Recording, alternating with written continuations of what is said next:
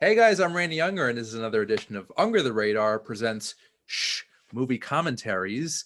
And this is actually part 2 of a very special series. It is actually Tom Hanks month. I've actually unofficially extended it to a month. It was originally April 1st, Tom Hanks Day. And since I love the actor so much, I decided, what the hell, let's make a whole month out of it. I just want to quickly mention, actually, before I get into that, Pete Ayala, welcome. What's up? Happy Nice. to be here. This is my favorite Tom Hanks movie, so I'm really excited. Is it? Same here, man. Same here. So I think we're gonna have a fun time.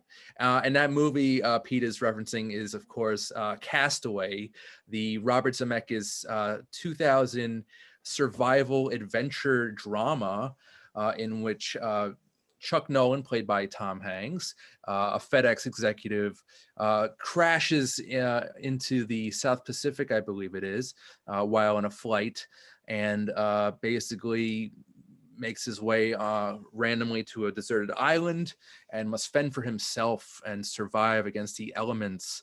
And along the way, he makes a friend in a volleyball named Wilson. He's actually here with me tonight. If you could see, yep, there he is. Hey, there he is. He's always with me. He's a good friend, a good pal. This is our second commentary, or Tom-mentary, as I like to call them. The first one was a couple weeks ago. We did The Money Pit, which I think is definitely one of Hank's best comedies. I would consider Castaway probably his best drama. And it is definitely my favorite film, as well as yours, Pete. Yeah. So, all right. Also, I want to mention real quick, Lifeline Energy is a charity organization that Tom Hanks is involved with, and also Tom Hanks Day. They basically partnered up, and it's a wonderful charity. It is basically sending devices to basically school kids, refugees, people in need in certain parts of Africa. So if you want to learn more about that and the cause, just go to lifelineenergy.org and check out the website, get involved. It's for a great cause, so check that out. But yeah, so basically, real quick, Pete, before we get into the film, first impressions of Castaway. It came out 20 years ago. What was it like for you back then? So, yeah, quick background. I joined the Navy in '99. When this movie came out, I was still in Pensacola, going through A school before I got stationed in Norfolk, where I live in Virginia Beach now, very close to there. I've never kind of left. So I missed it when it came out theatrically. And then it came out in Blockbuster, and I was walking around in Blockbuster, and I saw it, and I'd heard about it, but I was just like, I didn't watch any movies at that time, probably like 99, 2000, just no movies, because I was in boot camp and then in school, and it was just like, like just doing stupid kid stuff. So I didn't really get into a lot. I think the only movie I saw in that stretch of time was the Blair Witch Project. So okay. Yeah, I wasn't a big movie, film file back then. But I was so happy to get it. Not only did I get to see it, did I get to rent it and take it back to my house and watch it, and on my 32-inch CRT, which was everything back then. But then I did get to watch in like a $3 theater, which obviously people in New York know what that means. But if you don't, it's like one of the movie theaters where it's cheaper and the movies stay a little longer. It's like the movie's been out a year or so, and I got to see it in the on big screen, and it was still really, really good. But this is one of my favorite I'm not feeling good movies. I'm just laying in bed and I just want to watch a movie that I know is going to make me happy. There's not a lot of talking. A lot of ocean sounds, but he evokes so much. Like, it's good for that, but at the same time, he just evokes so much emotion that you are very hard pressed to find another drama that he does so well. So like Philadelphia is probably his acting chops wise might be my favorite, my favorite performance of Tom Hanks. But in terms of like, how he just nails it in this and doesn't have to talk through the whole movie and evokes so much emotion, and you're so invested as a theater goer. I don't think you can beat this movie. I really don't. You know, when you're acting against nothing except the volleyball and the wilderness, it's really a testament to a really great actor. Yeah. And Hanks was actually nominated for an Oscar for this. And I don't think he was nominated for another one for another 20 years or so until when he played Mr. Rogers in the neighborhood film. I forget the title, but yeah, it's a great performance, and it gets me every time. I love the setting of Fiji. It's great. You actually feel like you're on this island with Chuck. So all right, so this movie is pretty long. It clocks in at just under I think it's just under 2.5 hours. So let's get right to it. So Pete, you're streaming it on HBO Max? I sure am. Cool. I've got the Blu-ray. Of course, I was going to say I do own the Blu-ray, but it was just easier to. Okay, I know what you mean. Things are a little bit easier with digital, but this is just the type of movie I need to own. So. Oh yeah, for sure. So good. Oh yeah. Here, this is actually the first DVD I bought. You could see I bought it, like at a Blockbuster, and I pulled that, and then I do also have it on DVD. I remember that the back image and synopsis. I love that stuff. Yeah, that came really well. You don't get enough of that, but it's so look at his face. Look how happy he is. I know. That was let's just get into it. That was his happiest moment. Okay. So we are both synced up at just like a millisecond before the 20th Century Fox logo. So I'll just count down from 3, and then when I say play, we'll hit play. All right, guys. 3, 2, 1, play.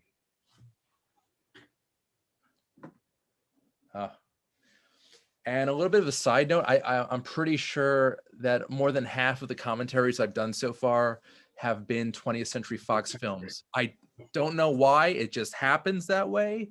Mm-hmm. True Lies, Mrs. Doubtfire, stuff like that.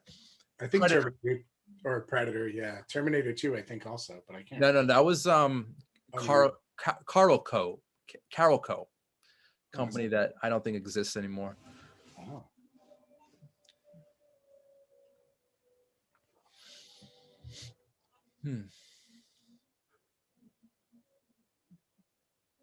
But yeah, this film, it's just great to fall asleep to, actually, because it's so quiet. Every time I do it, I mean, just because this is a quiet moment anyway, and funny enough, this is how the movie begins and how it ends. Is on this desolate road, him dropping it. Well, I don't. Spoiler alert, right? But it's cool. It starts off so quiet, and it's the vehicle driving in, and then at the end of the movie you have the same kind of thing. Yeah, perfect bookends. Yeah, but it's kind of like his feather in Forrest Gump. Yeah. I wonder if that's like now I'm gonna have to go back and look at a lot of Tom Hanks movies and see if that's like his, or maybe that's like a Zemeckis thing. I don't know. But you mean starting and ending a movie the same way? Yeah. I mean, obviously he's not driving the FedEx, he's driving his Jeep at the end, but still it's the idea of the package starting the film and then ending the film. Yeah, it's good. It works. And the crossroads, because he's sitting at the crossroads at the end, which obviously we'll see. But yeah. This is one of those things, though, if you're definitely going to fall asleep, you want to make sure you at least don't fall asleep until after, or you fast forward until after the crash, because that is unbelievably loud when you think about the difference between the crash and the scenes of him leaving the island, and basically when he's in his raft going over the waves and all that. It's crazy because there's like these long stretches of like silence, and then all of a sudden you've got a huge action sequence which is loud. It's really great. And there's actually no musical score until he actually leaves the island. Yeah. Done beautifully by Alan Silvestri, by the way. He's a frequent collaborator with Zemeckis. Yeah. Originally, I believe Zemeckis wanted John Williams to score Back to the Future, but he had just used Silvestri for Romancing the Stone, and he just wanted to use him for more of a brassy, heroic theme, and it worked really well. Yeah. It's a great composer. Oh yeah.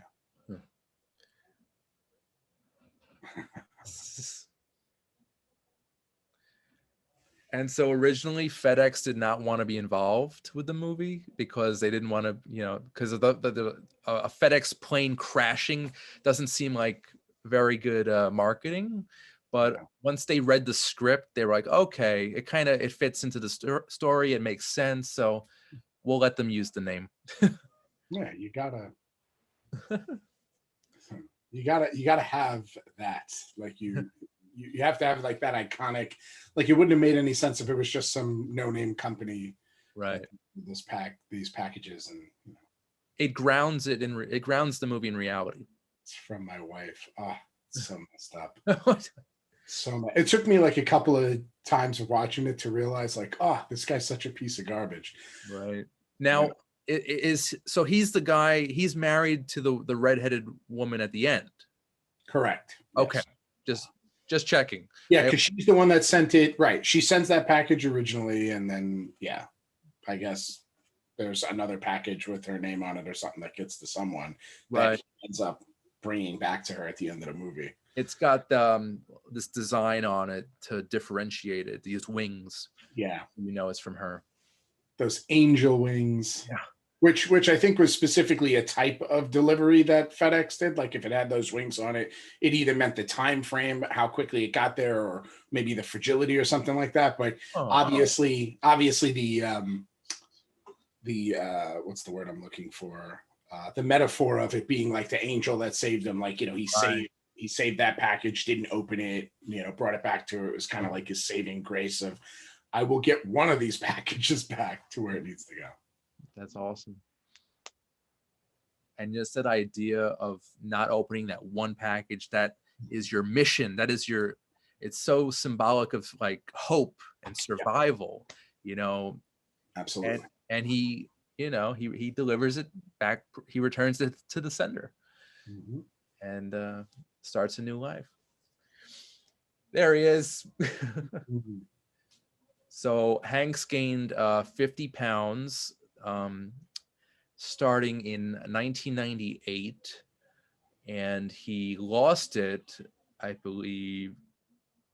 It was like a crazy span of like two or 3 years where he went up and then down, and then he kind of had to get it back into the middle where he's like normal Hanks for the final scenes, but yeah, total dedication, in the performance and the preparation for the role. Yeah, as always. I mean, obviously he did that for Philadelphia as well, had to lose the weight. I mean, he was already kind of slimmer, like he wasn't a heavy guy and lost a lot of weight, but in those scenes where he has to look really gaunt, because now he's going through, he's living with AIDS, and at a time where you did not live with AIDS, you died of AIDS. So, it's he just always puts, like you said, he puts in his all to these things, and that's that. And you know what? It's interesting about Philadelphia, that time frame. So right before Philadelphia, he did A League of Their Own, which he had gained weight as well. I think he gained like 30 pounds for that one. Wow. And then he had to just drop it for the next year for Philadelphia. And again, a crazy transformation in such a short period of time, Yeah. No, it's while we're talking about it, obviously he's doing this really inspiring speech where he's talking about the sin of losing time to people that do not understand what he's saying, and you definitely know this translator's not catching it all, right? Yeah. And he's like talking about him behind his back now, and referencing a little boy's bicycle that he stole to get a package done. I mean, he's determined. He's efficient, he's a hard worker. He wants to get the job done. So that, I think he's got the kid with the clock, like keeping him on the clock. That's hilarious. Yeah.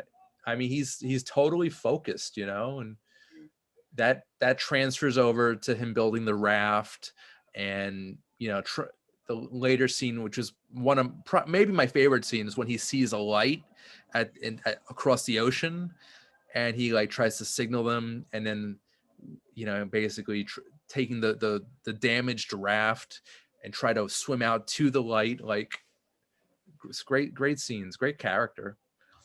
Having that kind of unrelenting hope for so long, and then losing it. And it's funny enough, it coming back where it's that glimmer again, and it feels like a series, like it was sent. He got those pieces of the plane and things. It's like this. I have to do it. I have to try one more time.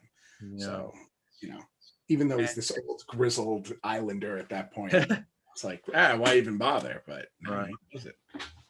And it also kind of poses the question. It's kind of a spiritual or philosophical debate. Like, all those packages that wash up on shore are like, is it chance, or is it all meant to be? Like that debate. So I don't want to get too spiritual or whatever, but he uses everything that comes up that washes on shore. So no, he's definitely he's already very resourceful in his job normally. Right. His focus and things like that. Normally he's like that. So like, you wouldn't expect anything different. You wouldn't expect him to not do that, but yeah. Oh, and so a little bit of a bit of a trivia tidbit. So Hank's character's name is Chuck Noland. But if you break it down, the first initial is C, no land. See no land. He doesn't see land until he washes ashore. So I don't know if that was intentional or not, but I feel like things like that are always, there's always these little Easter eggs that directors or writers or producers want to pop in there. Maybe even he did it, who knows? But there's always something. Like, it's usually never just by chance. No. But yeah.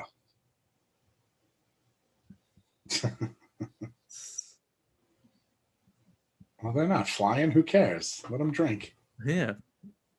The seats look pretty comfortable, especially for a car. So the cool thing about this, the plane they're on right now. Oh yeah, geez, that's right.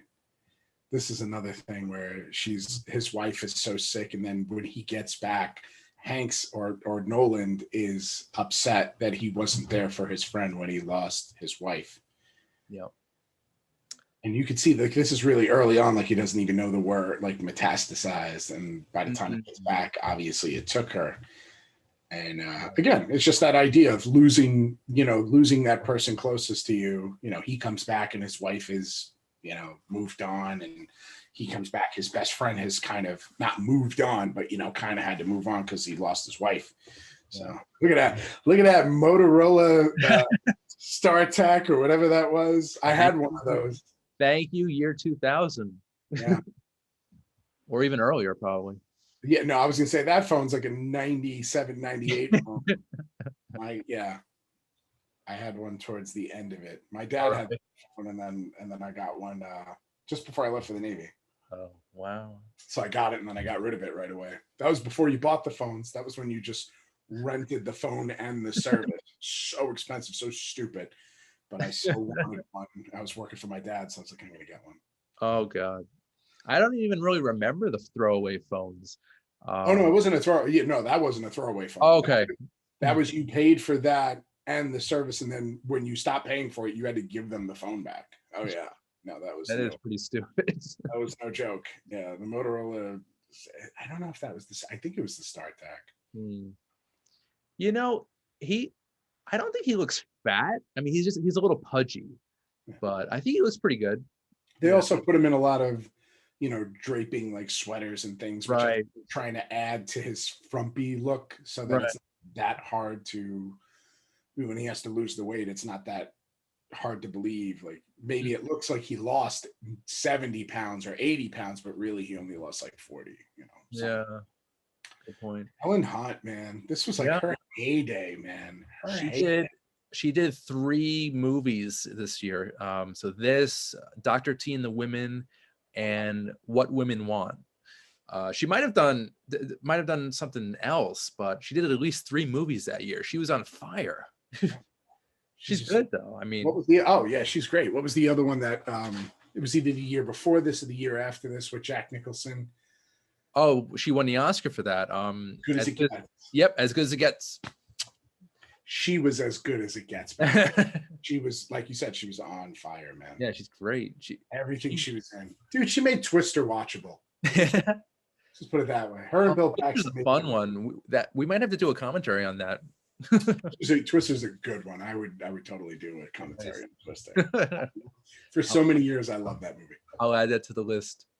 Oh, and I love this. He's got a sailing certificate, so that's going to come into play. Yeah. He knows what he's doing, and these are all the little Easter eggs. Yeah, the little hints. The foreshadowing, if you will. And I remember seeing the trailer for this.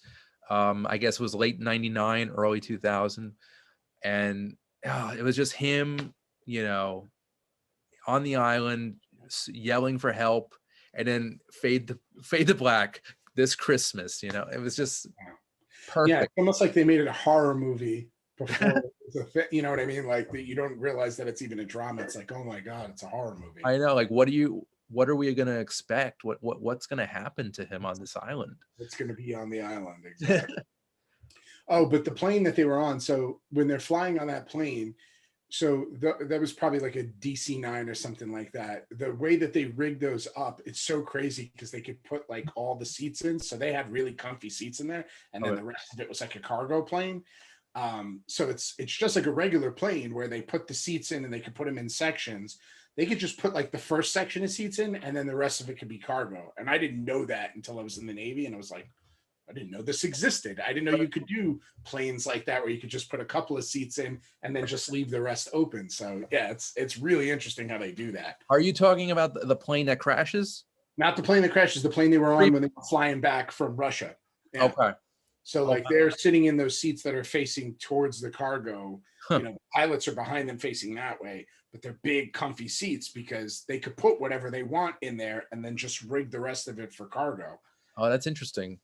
Even the one he's in, I'll show you again because you'll see it in the next one that he's in. Okay. It's easier to explain. They could put what do they put, like up to like eight seats? They can, but that's what I'm saying. Like seats go in like sections, right? Mm-hmm. So like a regular, just like an American Airlines plane, right? Mm-hmm. When you get in there, if you ever look at the floor, you'll see all the seams. And I never realized it before. I never thought anything. You just get on a plane and you fly, right? You don't care.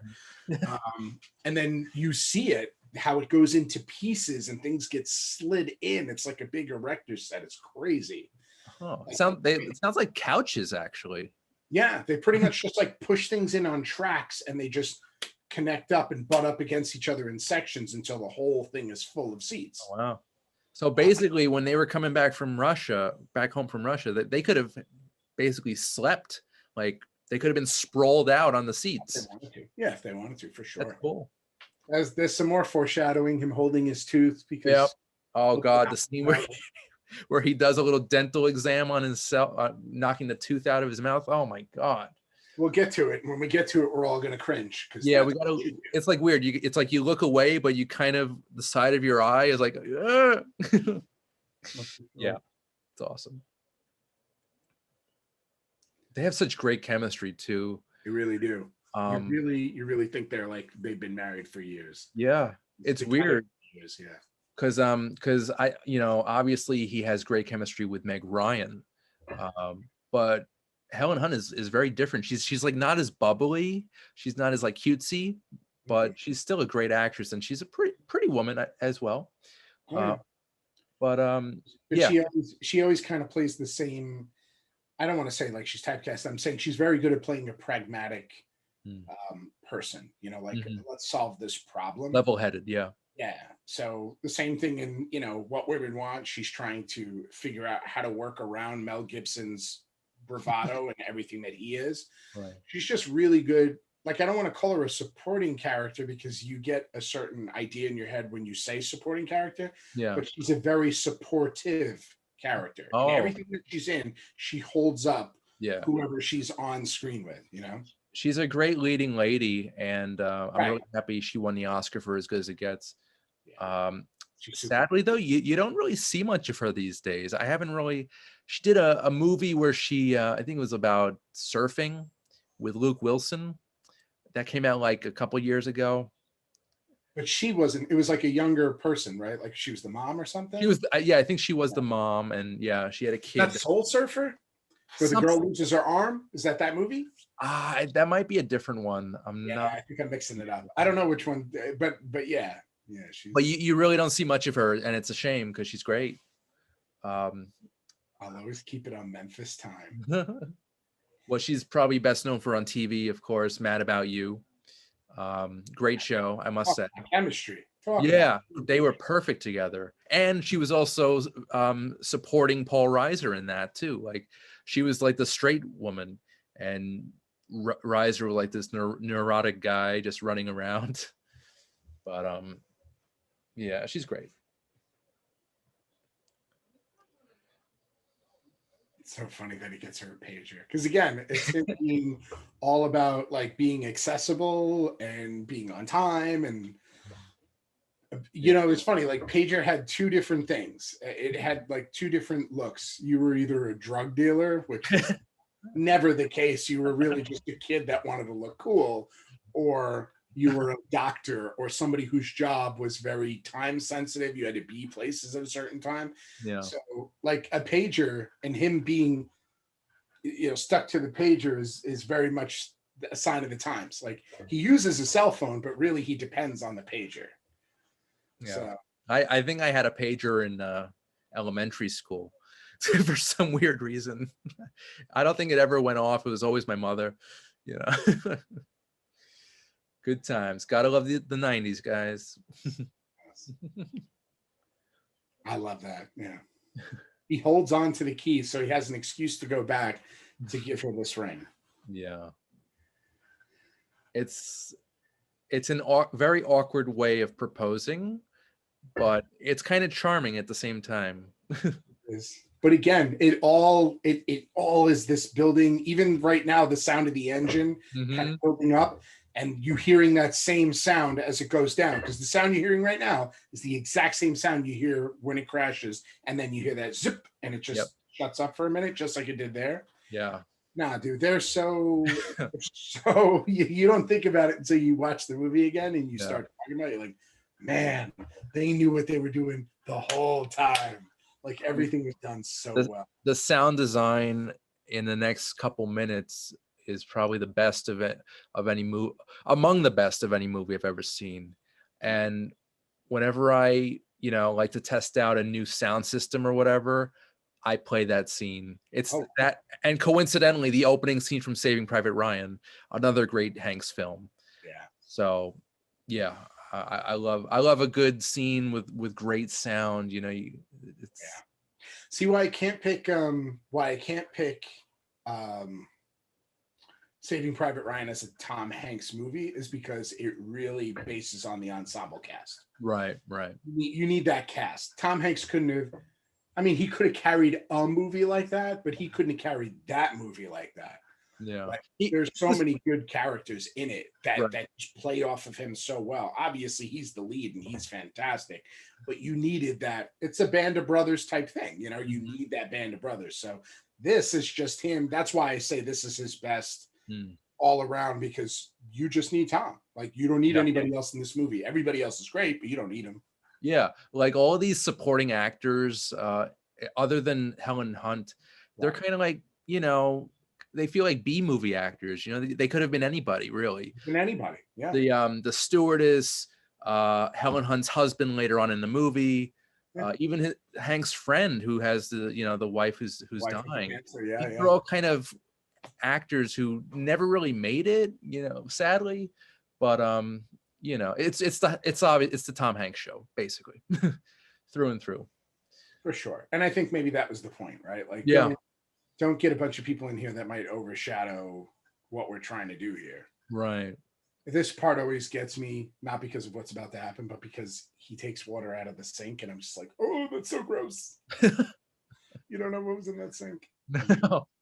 Oh my God, right here. Yep. The headphone. This is brilliant directing. Just everything about the timing and the editing. I think the editing is like, yeah, the true stuff. The slow movement, everything, and then just going from pulling a Band-Aid off of your finger to hanging on for dear life. I mean, would it be that abrupt in real life? I don't even know. Like him just flying out of the bathroom. To be honest, we don't ever see it, right? Like we don't even know how they lost the pressure. Like, I mean, I guess they might talk about it later on. They do. Normally you get to see it. Like you get to see the hole get blown in the side of the airplane, whatever it is. This kind of pressure, I have no idea where it's coming from. But anyway, see his seat. Yeah. Those could have been like a whole rack of seats, but they just have that one. Like it's not set up to be super comfortable. Okay, that's cool. It's more like a jump seat that they threw in there. Which, I like that. Yeah, which kind of sucks because they were flying pretty far. Like you would have thought they would have put a more comfortable rig in there. Well, you know what? I think they do mention the cause for what caused the crash. Yeah. At the end, I think his friend explains it to him. Yeah, it's a mislabeled hazardous material. I think that caught fire or something like that. But it's kind of cool. It's kind of nice with it being a mystery too, Right. But the fact that exactly, because the fact that you never get to see it, so you don't know what actually blew a hole in, for something like this to happen, it would have had to have been a significant hole. This isn't like an engine going out. This is like part of the plane is missing. Yeah. And they never show the hole or anything like that. Never show anything. I love how it's holding onto the cargo net, which is scary for that exact reason right there. Because the cargo net is only there in place. Oh my God. Oh my God. Oh my goodness. And all 4 of the crew members die. Yeah. But that cargo net is only there to protect you from stuff flying at you. Meanwhile, he's holding onto it for dear life. And the plane is not designed to hold that kind of weight. And, at that. No, especially not in this situation. Yeah. It's pointing straight down. Like it's never meant to do that. It's just insane. It's such a great scene. And you never know. The whole time it looks like they're pointing like they're about to hit the ocean, but you never actually see that they're going to hit the ocean. That poor man. It's sad too, because right now I'm watching this on a 32-inch TV, and I so want to go back to 2000 and play this on a big screen. Because how are you watching it? Sadly enough, I'm watching it on my iPad. Oh no. Because I'm doing this on the computer. Okay, gotcha. So I just had the iPad off to the side over here. Plus, I didn't want to play the sound too loud. Yeah. So I'm listening to it through the headphones so that we could still talk. And I mean, it's fine. I've seen it a million times. Yeah, so. I know. But every time I see it, it feels like the first time. Oh yeah. This right here. Look at this. I love it. It's like the Titanic, breaking in half. And the sound design here underwater. Oh my God. Yeah. Some CGI fire in the background. Yeah. No, I've been lucky enough to, have some pretty good systems. Like right now, I got a whole Sonos set up in the living room, and I've watched this once on it when I got it. Nice. To test it out, and it was fantastic. But I mean, I got like the Sonos 5s. I got 4 of them. It's stupid. It's entirely too loud. It's way overkill. Oh, when am I coming over? No, I'm kidding. When you come to Virginia, bud. I mean, you got to come. I know, COVID. I know. When it's all over, man, you and Amanda definitely have to come down and see us. Thank you. Yes, of course.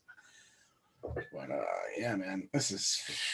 I don't even know. Like, how do you just not pass out from fear? Like, how do you even survive the situation? I would be a wreck at this point. I would be like, what the hell is happening? I'm gonna die. It'd be a worse wreck than the plane itself. And look, he doesn't even realize that he's right about to get sucked in. The turbine. Oh my God. Fast forward to Sully sucking geese into the engine. And I love the thing. I think it's a meme. It's basically a bunch of pictures of Hanks in different movies where it's like this: Apollo 13, Captain Phillips, Saving Private Ryan, and it says You can't take Tom Hanks anywhere. Yeah.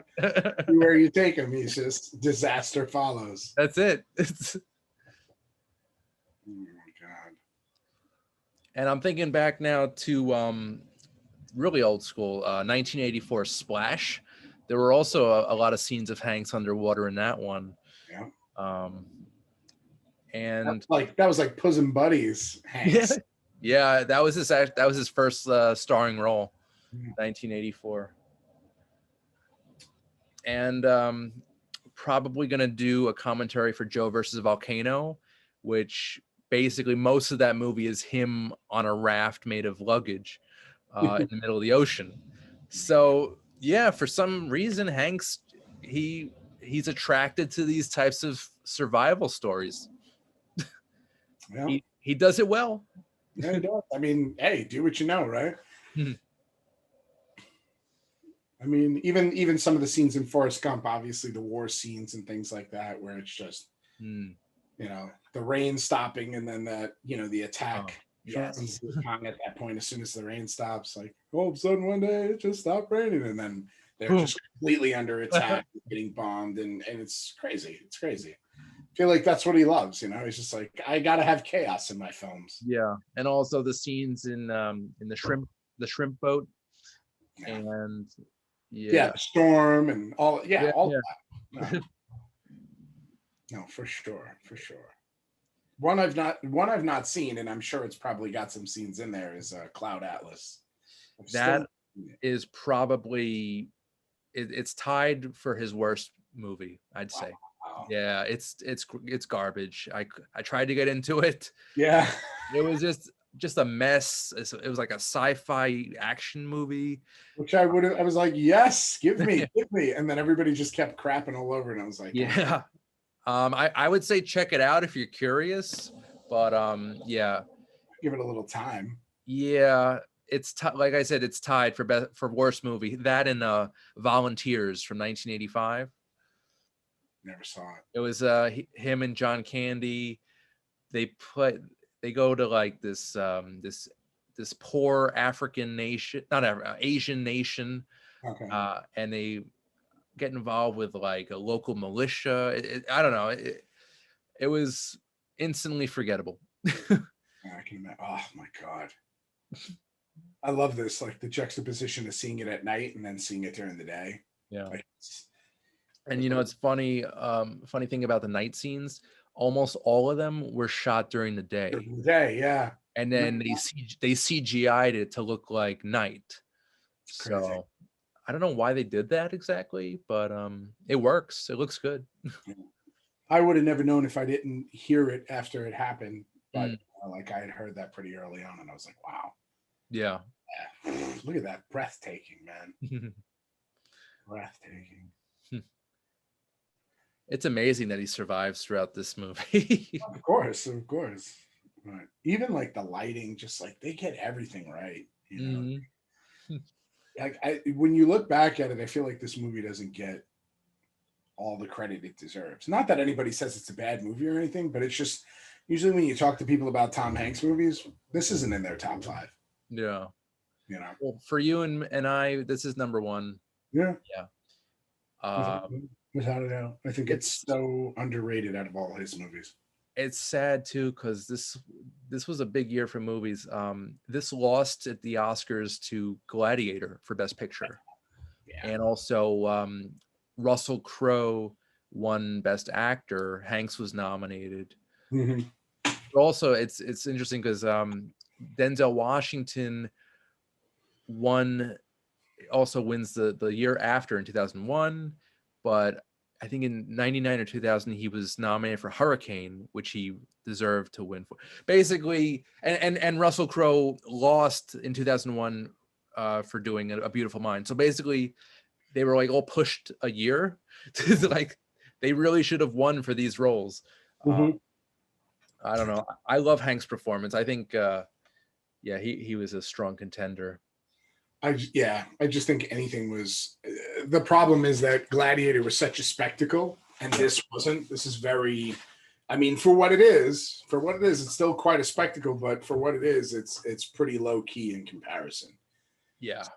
People are more they gravitate towards those like swashbuckling sword adventures, which Gladiator totally was, and I understand that. Plus, they kind of, Gladiator also, it has that strong supporting actor of Joaquin Phoenix. Oh So yeah, you're right.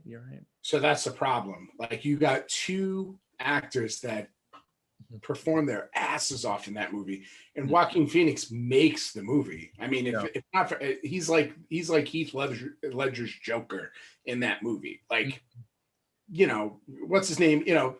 Russell Crowe is fantastic, but it's hard not to be when you have that kind of villain to go up against. Even though you're not sharing the scenes with him, it's still the protagonist versus the antagonist. Yeah. This far away, and then finally coming together at the end of the film. It's very hard to beat that with a movie about just a guy on an island, Right. trying to survive. I bet it was kind of hard to market this film, kind of finding an audience. It came out on Christmas, at Christmas, and I guess originally they wanted it to be like a family type movie, which it kind of is, but a 6-year-old's not going to sit through this without throwing a tantrum. It was I got to think that it's very hard as a big budget 20th Century Fox, which that's all they did at that time, right? Like, that's the same 20th Century Fox that at the same time is coming out with the X-Men movies, the first really big comic book movies of our time, right? Like, Spider-Man's great, but like those X-Men movies were everything when they came out, Hugh Jackman and his rise and all of that stuff. So to go from something like that to something like this, it was kind of like the Miramax of the mid to late 90s, how they were like so extreme with their different types of movies. They'd have these big movies and then kind of like these art house movies. It's just weird. It's weird to have that kind of juxtaposition and try to figure out how you're going to market. Like, you go to your marketing team who had no problem marketing an X-Men movie and say, we need you to market this movie where it's Tom Hanks and he's stuck on an island. Like, what? How am I supposed to do? How am I supposed to sell that? But it is a big movie. It is. It's just, I guess, had a bit of a hard time finding its audience, or its I don't know. I think it became more popular later on. Kind of, if it has like a cult following, I think it feels like a cult following. But it's weird to call it a cult, right? Because like a cult following always feels like a really, low budget, not a big time movie, not a big time actor, maybe. Whereas this is still all those things. This is still a big movie, big budget, location. It's hard to film on location. I don't care where you're going, Fiji, or even if they were in Hawaii, right? Because you could usually pull a lot of these scenes off in Hawaii and stuff. But still, that's not easy, Yeah. So let's see here. It made internationally 429.6 million against its production budget of 90 million. So how much did it make? Say it again. So okay. The film opened 2,000 theaters in North America, 2,774 theaters in North America, and grossed $28.9 million, an average of 10,412 per theater in its opening weekend. For the 4-day Christmas long holiday weekend, it took in a total of 39.9 million.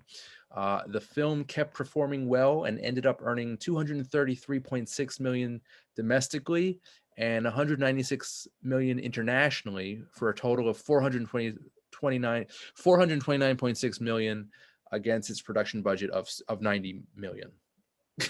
Which today would be like, probably 750 million, right? Like, more like 750.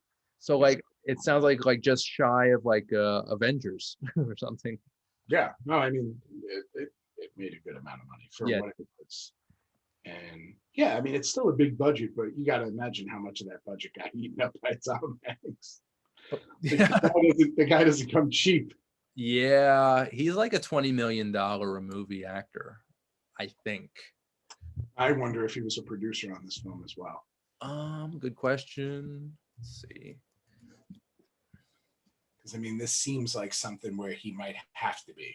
Yeah, he produced along with Zemeckis and two other guys. Yeah, this is one of those things where it's a passion project. There's no way you're going to get this off the floor without coming in on the producer end as well. So that makes sense. Makes a lot of sense. It's kind of like what Will Smith does a lot. He also produces the stuff he's in. Oh yeah. Yeah. I mean, most of these guys, and again, they don't have to do it until it gets to a project like this where it's like, all right, it's going to be hard to sell this to, a big studio unless, you're going to come in on that end and say, listen, I'm willing to drop some coin on this too, so. Yeah. But funny enough, that's where you end up making your money. Affleck did a lot of the same, Yeah, that's true.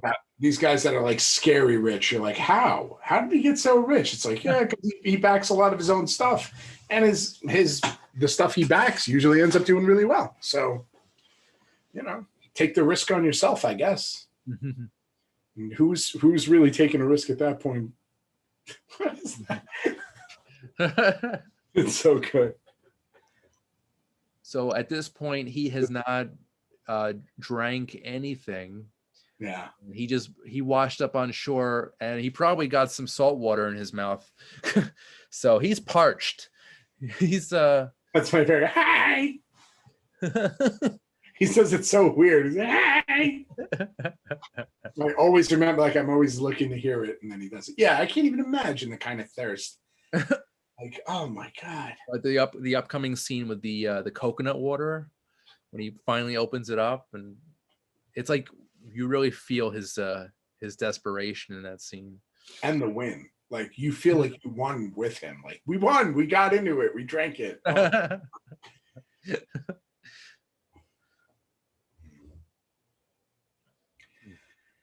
Yeah, and this like islands like this and stuff, it always takes me back to like Jurassic Park and things like that.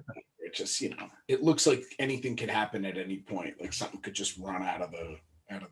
Yeah, that's a good. I think when I first saw this, I was like, is there gonna be like a tiger coming out soon? What's happening here? Exactly. And this was filmed in I believe it was Fiji. Yeah, I thought so. Yeah, it's beautiful. I'd love to go. Yeah, that's Amanda's dream. She really wants to go to Fiji. Oh, nice. That's her thing. Like, couples trip. No. Hey, man, I don't care. I just want to go. That'd be fun. I could have, I had the opportunity to go to Guam when I was in the Navy, and I turned it down. Funny enough, because I had just met Amanda, and I was like, "No, man, I want to see where this goes."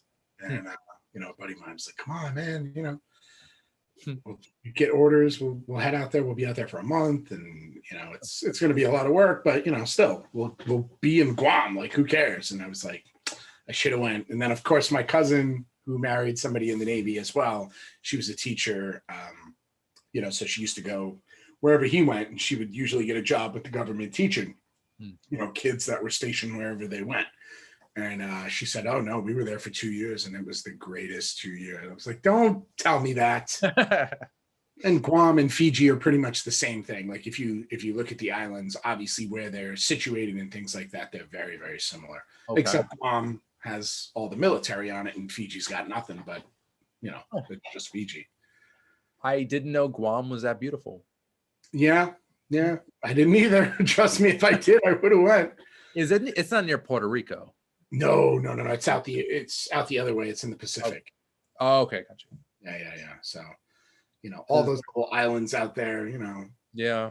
Any of the Polynesian islands, Tongan islands, stuff like that. They're all this kind of gorgeous. They're all archipelagos, or whatever, those island sets where there's just a bunch of little islands broken up, all volcanic islands, and crazy coral reefs that have never been touched, and just absolutely pristine, whereas the Atlantic has just been beaten to death. The Pacific is just so much more vast.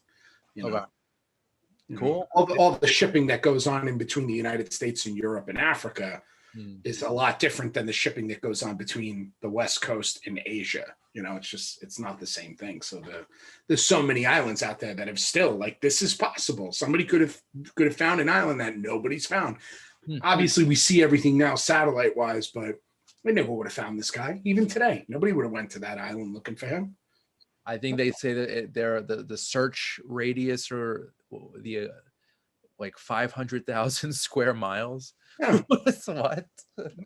And there's plenty. There's still plenty. I mean, it's all volcanic islands. It's all islands left over from those kinds of explosions from hundreds of thousands of years ago. Who knows where it could have been? This island could be, the size of a few city blocks. And that's it. Nobody would care to ever even check it out. They're like, nothing's out there. Did you, being in the Navy, did you sail like in that area? Yeah, I got to do one rim pack out in this, which is from San Diego out to Hawaii and then back again. And you kind of hang out on the Pacific Rim. And it's like you do war games. You ever see that horrible movie that I love so much, Battleship? Oh God, I did not. Oh, I love it. I love it so much. It's so bad. I totally like what are they doing? No, thank you. Yeah, it's so bad, and I love it. Don't they have like a thing where they simulated the pegs as like weapons, like projectiles? Like the pegs in the Battleship game are incorporated in the movie. Okay. Yeah, they use it as kind of like they use these kind of like depth charges. And they're supposed to look like the pegs. It's not as close. It's not as corny as it sounds, but the movie is garbage. The movie is garbage. But it's so bad it's good, in your opinion. So good. Okay. And it plays so much to like, people that were in the Navy at that time. Like it just, they do a rim pack. So they're doing the war games. It's the Japanese Navy and the American Navy working together, which you do in a rim pack. And it's like a big thing. It's like a big thing every year. It's like a big festival, a big party out in Hawaii. It's awesome. Oh, cool.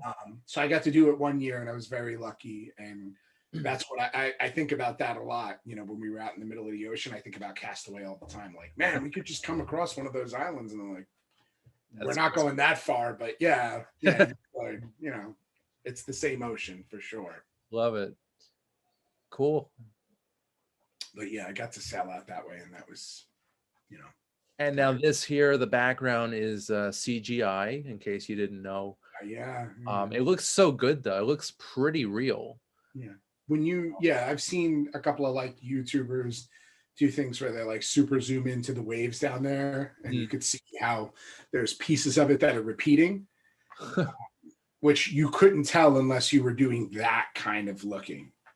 I mean, it does for the year 2000, this is pretty damn good. Yeah, you can't see it now. Like you can't just watching it, even if you're watching on a Blu-ray or DVD, you couldn't see it with the naked eye.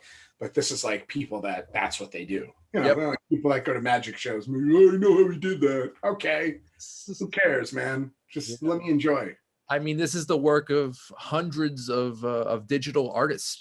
All those people you see in the credits. That's their handiwork. Absolutely. And it's like, I think it's almost a 360 view. Yeah. Oh, and here's the pilot, Albert.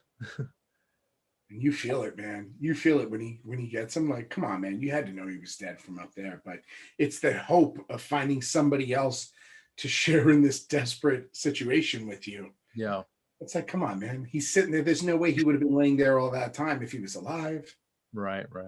I don't even know what he was thinking. I mean, he's like decaying also. It's just a bloated, Yeah, because he got hit in the explosion. You could tell whatever happened hit him hard. Yeah, because he was bleeding, definitely. Bleeding from the... I mean, with the face, his face is all chopped up. Like, you could see whatever happened. And then, oh, my God, when he turns him over. And the reaction's pretty genuine.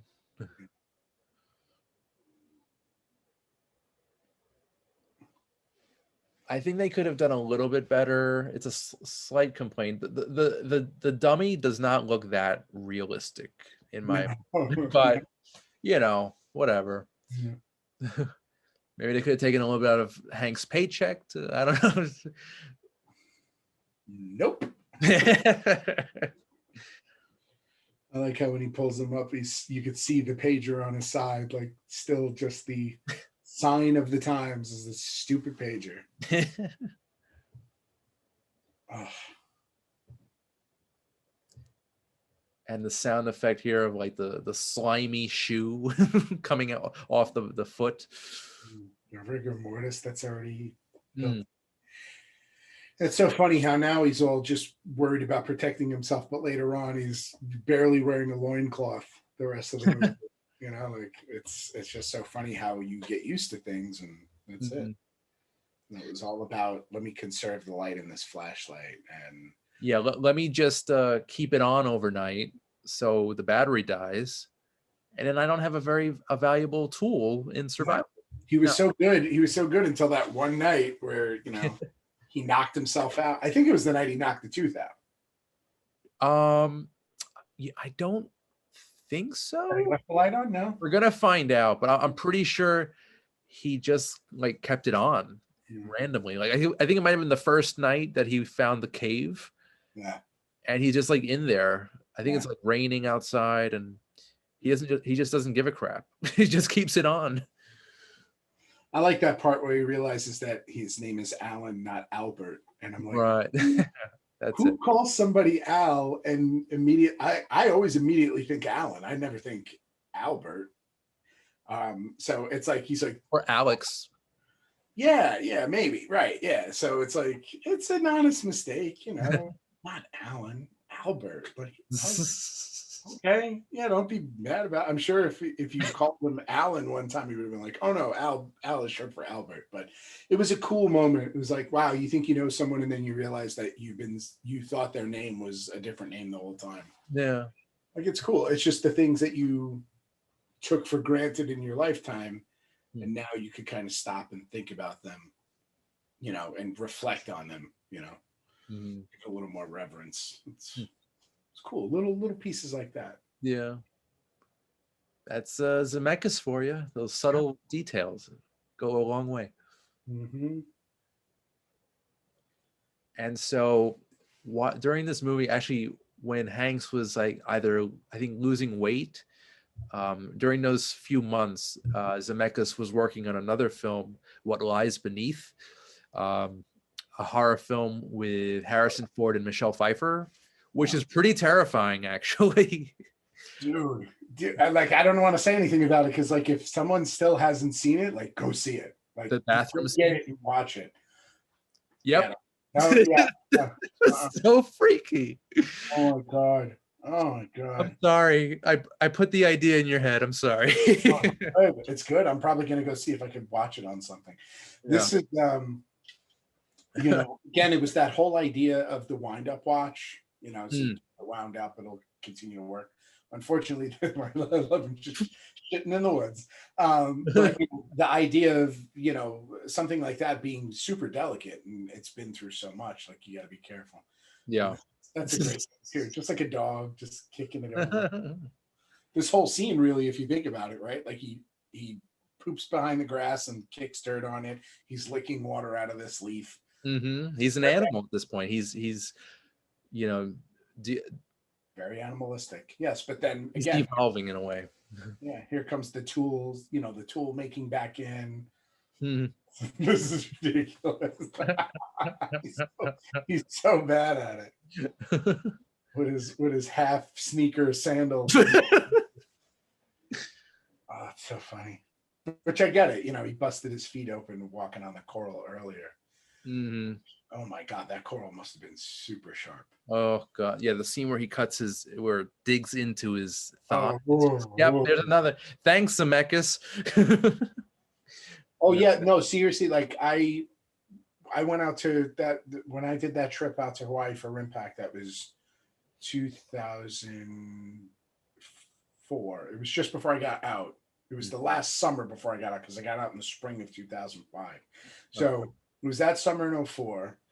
And we went, you know, we were in Waikiki. We're going to go surfing, right? Like, duh, you got to go surfing, even though I don't know how to surf. So I was like, I'll paddle around. I'll figure it out. If I get up, I get up. If I don't, I don't. And I wiped out the first time I stood up, like I wiped out hard.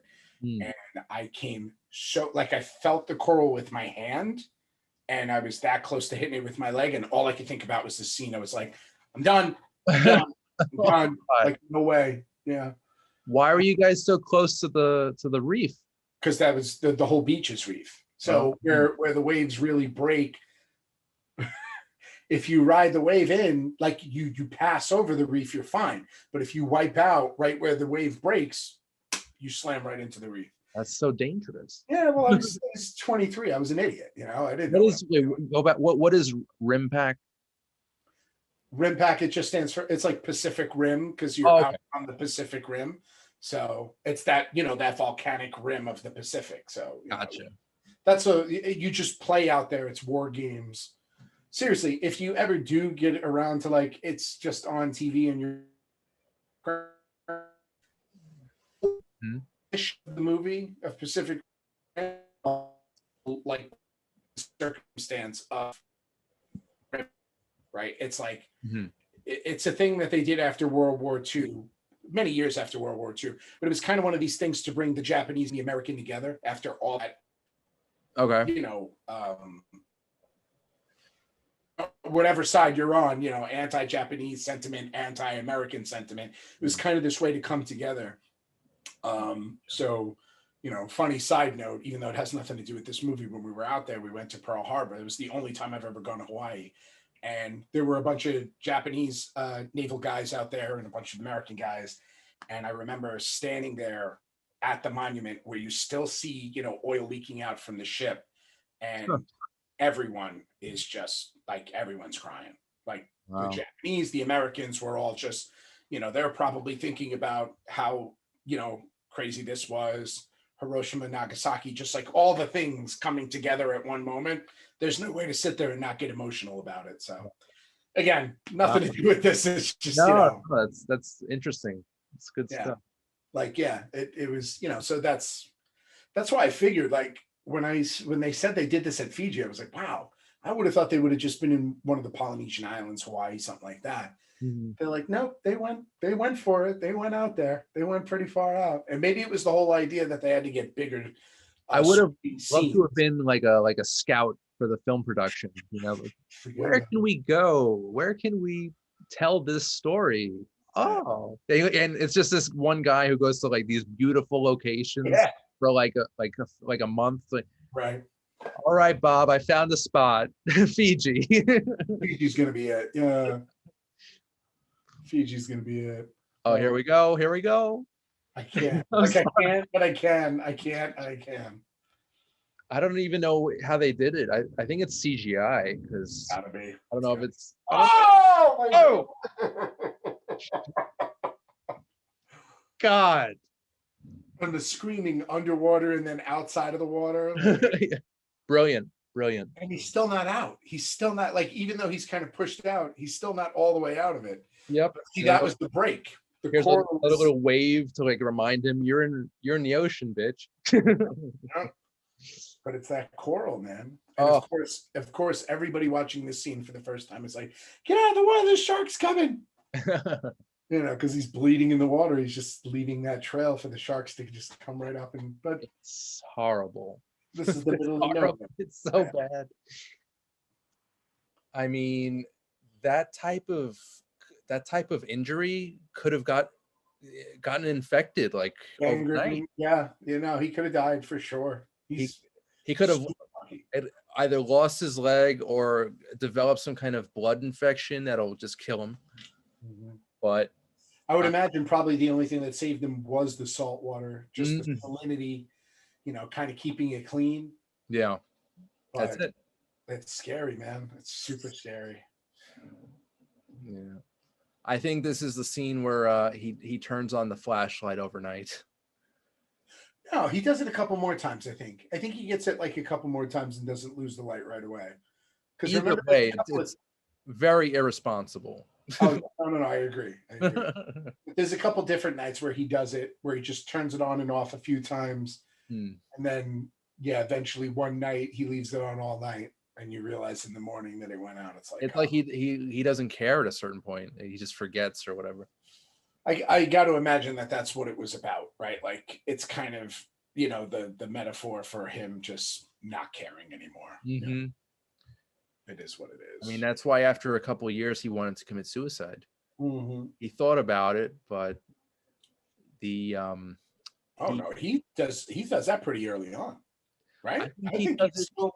It's before the beard that he tries to kill himself the first time. I think, Yeah, or at least he's thinking about it, and he's thinking about how he's going to do it.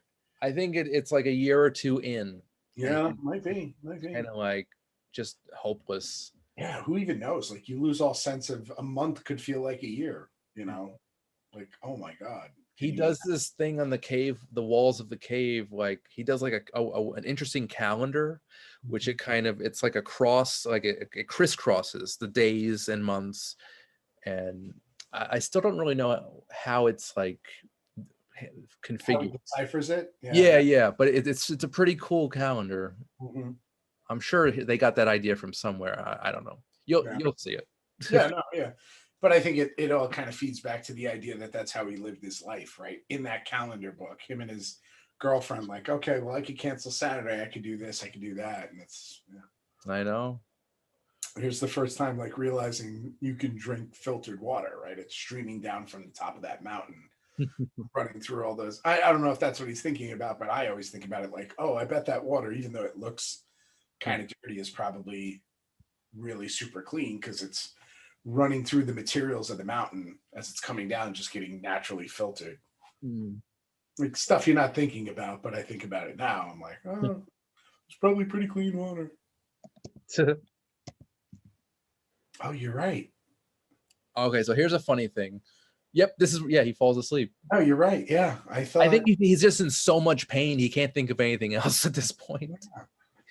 I didn't think he killed the batteries on it so quick. I thought he had more time to do it, but I guess it was when he was sleeping on the beach that he was, he could have used this flashlight for maybe another week or so if he conserved it.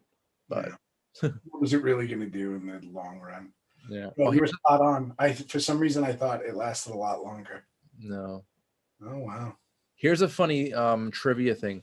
So a FedEx commercial during the 2003 Super Bowl telecast featured the final scene of the film where Chuck returns the package to its sender. In this version, the woman answers the door. When Chuck asks what was in the box, the woman replies, "Oh, just a satellite phone, GPS locator, fishing rod, water purifier, and some seeds. Just silly stuff." I love it. That's awesome. So I wonder who they got to play, because I'm sure it was like some actors of the time. Yeah. It's not Tom Hanks in the commercial, I'm sure. I don't think so. I actually haven't seen it, but no, I gotta look at. But I remember it. I barely remember the GPS satellite phone. I remember. Don't worry, buddy. You're gonna create fire. Yes. I don't know how many. I feel like we all live in like movie quotes, but I can't think of a line that I've used more than "Look what I have created." I've made fire. I've made fire. It's like such a great scene of the chest. Yeah. I have made fire. It's like it's funny and it's inspirational. It's just a great scene. Yeah. And you know what? I think that's one of the few scenes in the movie that was actually shot at nighttime. So. That makes sense. Mm-hmm. It makes perfect sense. Oh, sure. Anything that might have had some water. If you weren't in such horrible pain, you would have done that the night before. You would have set all those up with, ready to catch the water and stuff like that. Yeah, but when it's raining there, like every time it's a scene where it's raining at night or whatever, it always reminds me of like Puerto Rico or something when it rains out there. Like it always feels the same way. When it's raining in a tropical area, it feels very different than when it's like raining in New York or raining in Virginia. It's like completely different feeling. It's like feels fresh, feels clean. That's what I was about to say. I think it's because of the terrain, of the trees, and the plant life. Yeah, there's just so much of it in that type of island. That the water just kind of nourishes everything around you. It's just because we've both been to Puerto Rico and it's really refreshing after a good rainstorm. So yeah, and they come and they go so quickly. But like it's like a 10-minute thing, and then okay, back to hanging out. Yep.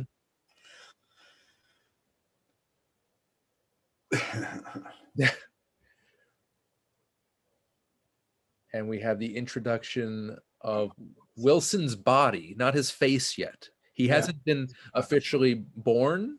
I don't know. This is great though, like the skates and like, what am I going to use these for? Yeah, no. You got some blades. You're good. Yeah, luckily they come out, already sharpened. So, and you kind of hear that noise when they clink together, like that attention to detail of the noise is like, oh, okay, that sounds sharp, so he'll be able to use that to cut something later. This is not so useful. Not really, but he does make use of the net for the fishing. The tool is definitely used later on. So this was actually nominated for Best Sound as well at the Academy Awards for this year. As well, it should have been. Yeah, makes a lot of sense because again, you listen to this on even just through a television, it sounds really good in these intimate moments. You can really hear, and that's intimate moments. I like that. Yeah, no, absolutely. Like these intimate moments where it's just him doing this thing, and you're kind of like the tearing of that fabric. It's just it works well. To detail, yeah, it's definitely the mark of a really good sound production team. So unfortunately, the sound team lost to Gladiator.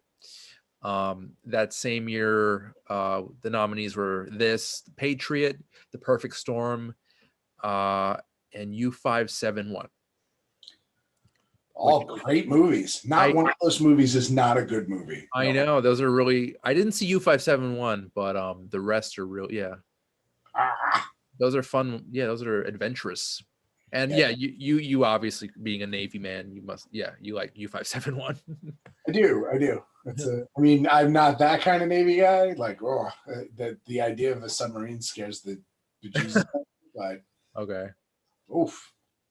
You know what the crazy thing is too? Like that can't be a real crab, right? Like that's the whole PETA thing. That's animal cruelty. Yeah, so that can't be a real crab. It's got to be, and you can kind of tell from the way it's moving. And then when the crab goes off camera when he rips it open. So like how does that solidify into delicious crab meat? Like that's so gross. How can that not be at least a little solid? And that's what he's thinking. He's like, how the hell is that like that? It's pretty disgusting. But like I didn't think about that. It was like that crab doesn't look real, and it's like, oh, that's right, it's not real. They wouldn't have stabbed a real crab on camera. Like there's no way. Which is so crazy when you think about it, but it's like, I mean, I get it, but like people eat crabs. Like as long as he would have ate the crab, they'd have been like, let him kill the crab. But again, it's animal cruelty. People feel a certain way about it. I get it. So yeah, it's a tricky situation. It's just funny the concessions you have to make. Like, oh, we could have totally just there's probably crabs running all over that island. Like definitely the one that they pull in when he pulls his friend's body in. And the one that's kind of crawling over his friend and he shoos away. Like, that probably real. How dare you kick that crab away? Right. But he just goes, shoot. And you don't really see him hit the crab at all. You just see the crab run away. So it's like, that's probably real. Yeah. But ripping apart a live crab, that looks a little. No, you're not going to. Yeah. Can't get away with that. Yeah. Oh. This poor man. And you can kind of see that he's losing weight. Yep. The transformation's begun. Well, it has begun, actually. Yeah. This is probably like a month or two, maybe even more. Yeah. It's funny. You got to think about like how long they got to wait to, it's like he's got to lose that weight. And sometimes I know they do those movies in reverse where the person's already lost the weight because it's easier to put it back on. It's like you film the movie in reverse. No. Which I think would feel so weird, right? Like, how do you rap with the beginning of the movie? That's weird. But that's not what happened here, obviously. He did it. Oh, my God. Oh, yep. That's a hell of a splinter. The anger. It's great. He's great. Oh, I know he's limping and he's oh, He's a shell of a man. I know he's like, oh, enough, please. I cut my hand, I cut my leg, my tooth is about to fall, it's about to No hope of rescue. No food. Not much water. oh, and that open wound. Oof. Jeez. Yeah. That's just yeah. But again, this is how he has to learn. Look, he's got the piece of the dress wrapped in his hand. That's great. Whatever works. Yeah. But you got to kind of learn. You. But that's what makes the triumph so triumphant, right? Like if you don't have these lows, Yeah. what does the high matter? That's true.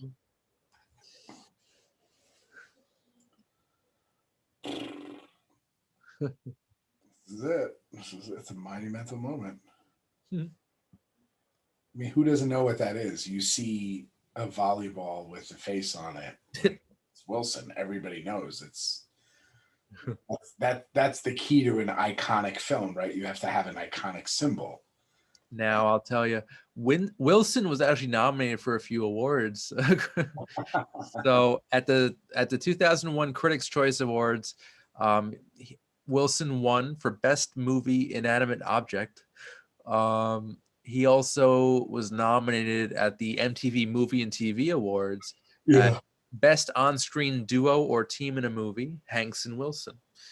So there you go. There you go. He's a celebrity.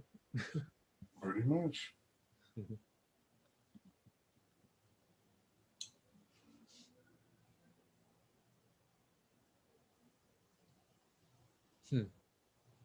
It's like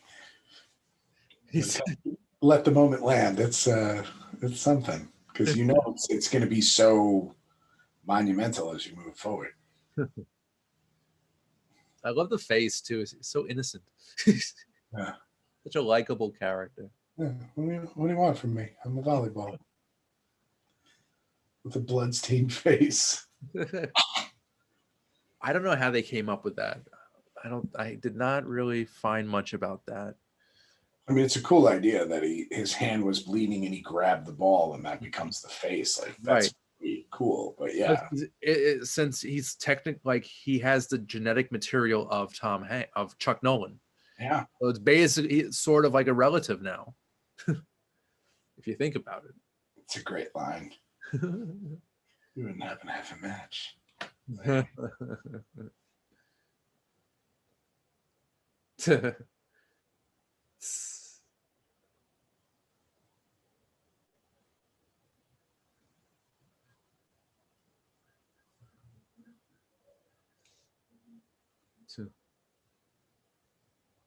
You got to it.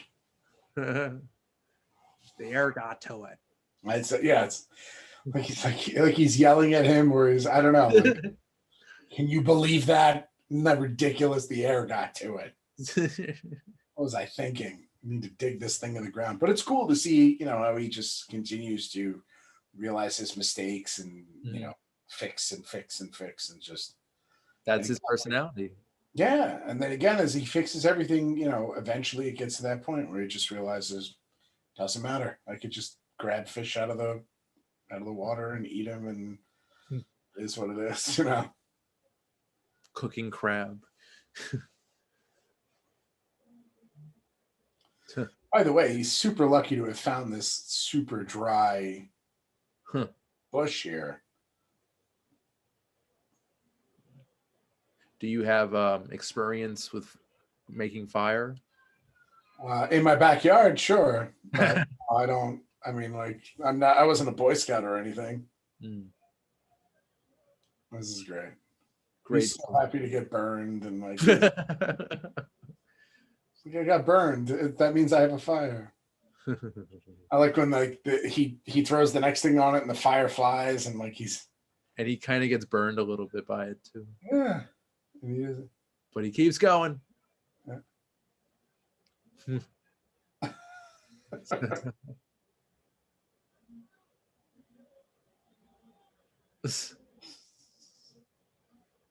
I'm assuming some of that is CGI. Probably, yeah. You're free. You're free.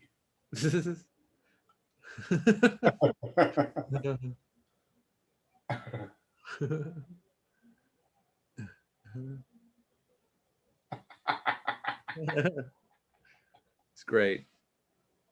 This crab feast he's got going now. Oh, look at that. Ooh. Like you're a little envious. Like I love crab, so I'm like, whoa, that's pretty good. That looks... Yeah, I'm a pretty big seafood guy. Yes, you do. Mhm.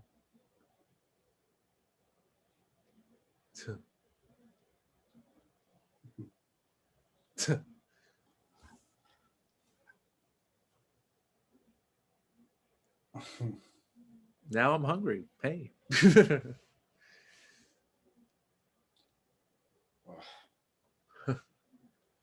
Can't even imagine dealing with that. The worst I've ever had is a wisdom tooth, and I knew that was painful. So I can imagine a tooth just rotting out of your head. It's got to be so unbelievably painful. We just things we take for granted, and you just go to the dentist. You're taken care of. Yeah, I had my wisdom teeth rather, pulled a couple years ago. And I remember the cotton balls in the mouth and the Novocaine, and yeah. Yep. That was a fun day. I happened to get a tooth like that was rotting pulled out. I can't even imagine. It's amazing that he got the tooth out with the blade. Yeah. The chance of doing that successfully have got to be slim to none. Again, another serious infection. Yeah, could have killed him. You're absolutely right. And the worst part is it's so close to his brain. Like that blood gets in your head. Whatever that infection, stretches to your brain. You're done, man. You're done. He cheats death multiple times in this. Even trying to cause it himself, and it doesn't work out. So yeah. True. It's like you had to stay alive. You had to. This was smart. The whole, trying to wash it out with the salt water, but obviously that's only going to last for so long. I know. Only going to help for so long. It's probably excruciating. Look at that. That's oof. That's all pus and yeah.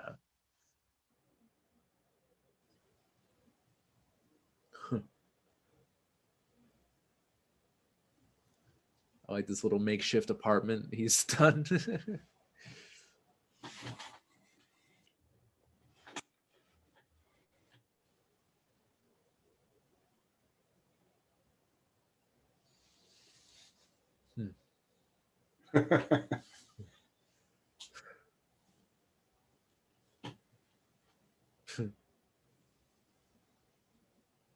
It's like family photos of Wilson.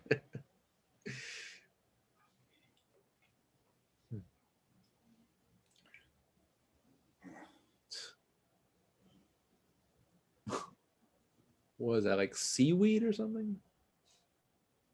I think it's just a piece of cloth that he's soaking in the salt water to get the salt up against it. Oof, you really feel the pain. You really... He sells it well. Yeah.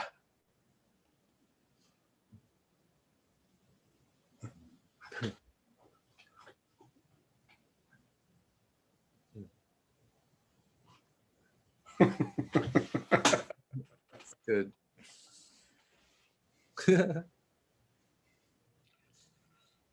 I do not like that picture that he's created of her. She looks like a monster. Oh my God, she looks terrible. I wonder how Helen Hunt felt about it when she saw it. That's a good question. That's interesting. He nailed the hair. Looks good though. Yeah, Sort of. He's doing a pretty good job on the hair for sure. Oh God. I still can't believe he does it. It's amazing that he gets the right tooth. Imagine if he missed. Oh god. Yeah. This is probably the worst scene. Worse than the coral reef. Oh my god, you're right. Anticipation of oh, no.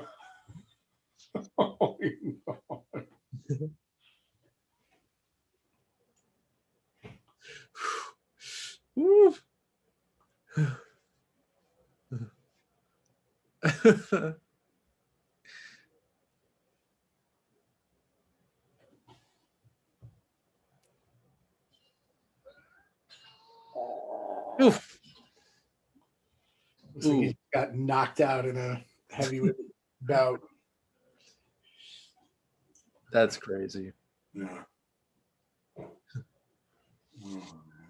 Oof.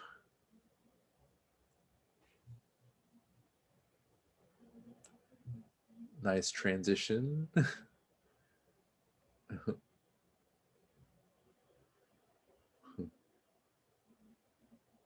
Mm. 4 years later. Oof. Now he's just a beast. Now that's a totally, the more I look at that fish, like that's a total CGI fish. Oh yeah. Oh yeah. But most of the stuff in this movie looks amazing. Yes, definitely. Hmm.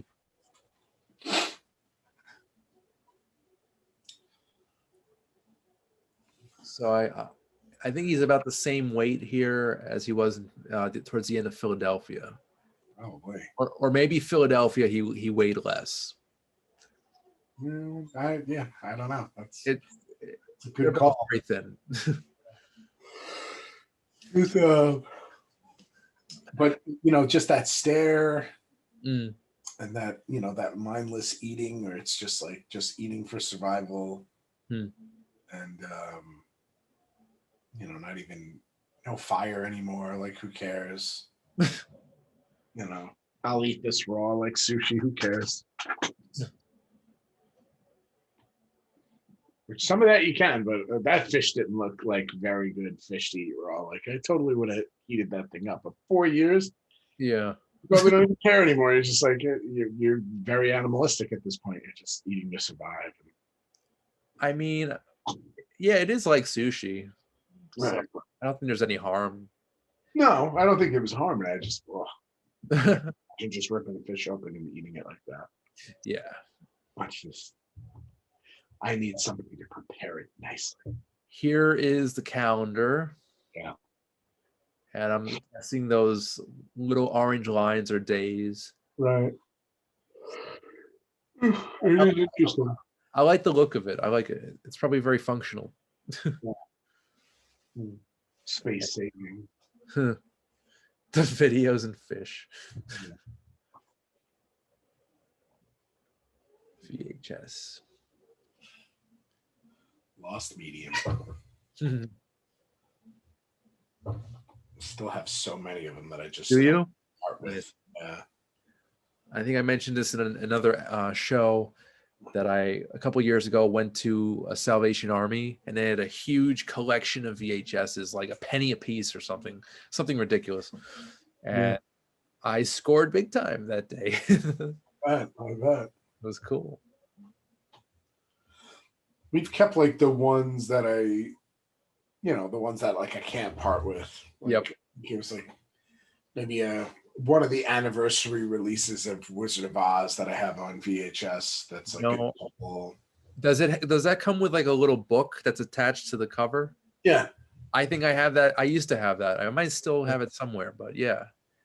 That was probably like late 80s, early 90s. Yeah. It was the first time that they had put like all the deleted stuff, like the jitterbug is on it, where they dance the jitterbug in the woods, but they never put that part in the movie, and a couple other things. Like it was so cool to see the extended scene of the scarecrow dancing and bouncing off of the fencing and stuff like that. So yeah, which I mean is obviously now you can watch it on HBO, and even on HBO they already have that whole featurette So it's like I don't have to keep it, but I can't part with it. I watched it too much. I hear you. We got Michael Jackson's Moonwalker on Oh, VHS. I can't get rid of that. I can't. I got it on Blu-ray, but I can't get rid of that. you know what? That's another commentary, I think, that we need. Yeah. Yeah. I wore that thing out in my VCR. Yep. I had Ernie's copy, my Uncle Ernie. I had his copy I probably held on to that thing for like 4 years. From like, did he ask for it back? It didn't come out 88, 89 to like 93. And yeah, no, eventually he was like, yeah, you're going to give me back that Moonwalker. Yeah, I guess. I thought you kind of let me have it, but okay. I would basically fast forward up until the Smooth Criminal part. Oh, yeah.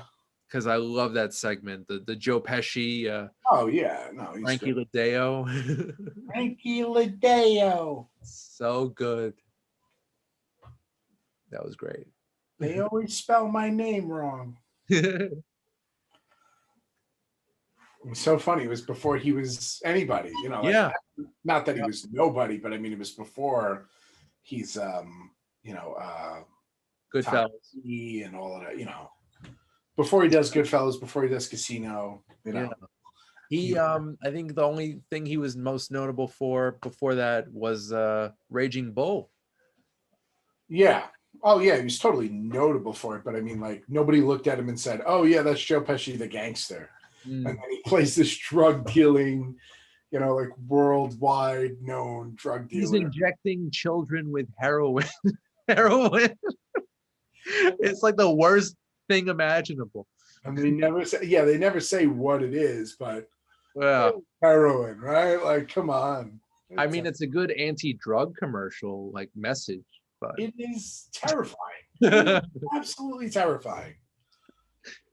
Like, at least if you watched it in the beginning, you're like, it's weird that Michael Jackson is hanging out with these kids, right? Like, this is weird. We can only agree this is weird. Until we find the drug dealer with the army that all wears helmets and black and everything, and then there's spiders everywhere. Like, okay, so Michael Jackson hanging out with these 3 kids isn't nearly as weird as this guy.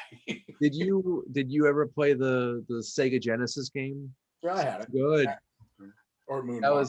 That was one of my favorites. I always thought it was weird they called it Moonwalker when all it was Smooth Criminal. Like, I was like, Moonwalker's so much of a bigger movie.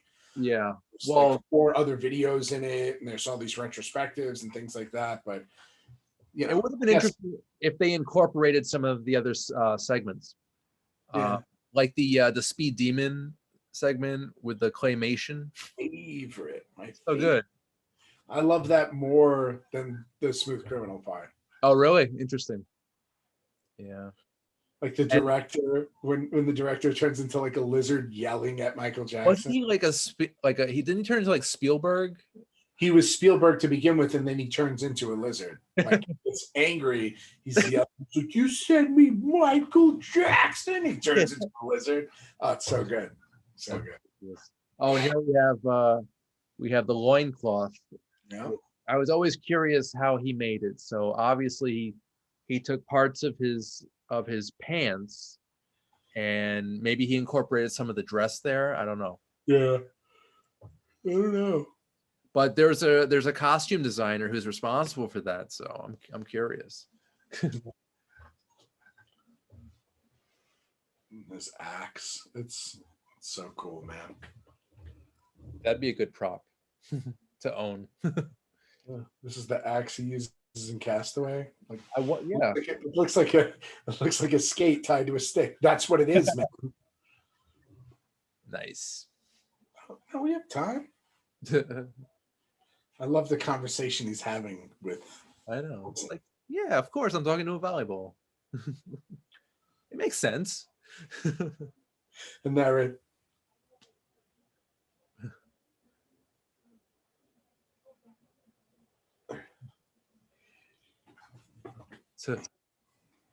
And he does.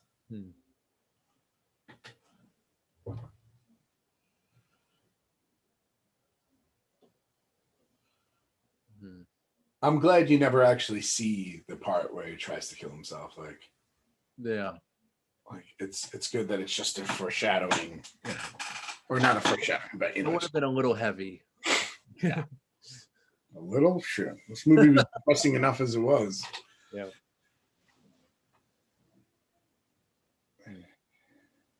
But you know what? I gotta say, for being as long as it is, it really does have a good flow to it. Mhm. Like, I've never watched this movie and been like, oh my God, would it just be over already? Like, it's got a good flow, you know? Yeah. They move pretty quickly through the initial stages. You know, it's probably about a half an hour, but it can hold up on its own. The crashing, the getting there, and like the initial just getting through stuff and banging the tooth out of his face. Mhm. And boom, we move into, you know, 4 years later, he's this grizzled nut job that's been living up there for that long, and you know, just Wilson is fully a person at this point. Like he's obviously projected a personality into him. You know, what you got to think about that? Like, where does that come from? I think the runtime works. I mean, I think it could have been a little shorter, maybe like 20 to half an hour shorter, maybe would have tightened it up a bit. Yeah. The same could be said for Forrest Gump, which is roughly around the same time. Yeah. Same run time. They both clock in at just under 2.5 hours. Yeah. They could have told the story a little more succinctly, I guess. But I'm glad we have both movies anyway. They're modern day classics, you know. No, I like this where he's having this conversation where he has to justify, you know, that he tried to kill himself. Like, obviously, this conversation is about first you try to kill yourself, and now you're trying to kill yourself again by going out here.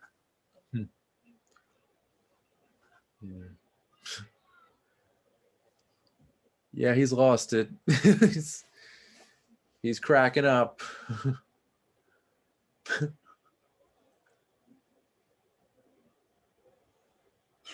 Well done. Oh.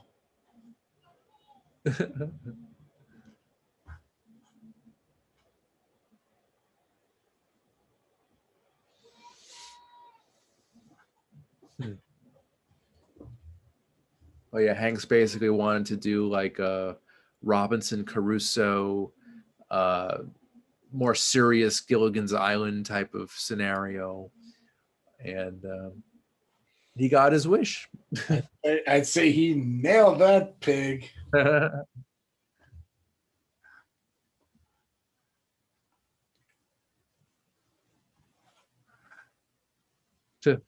Never again, never again.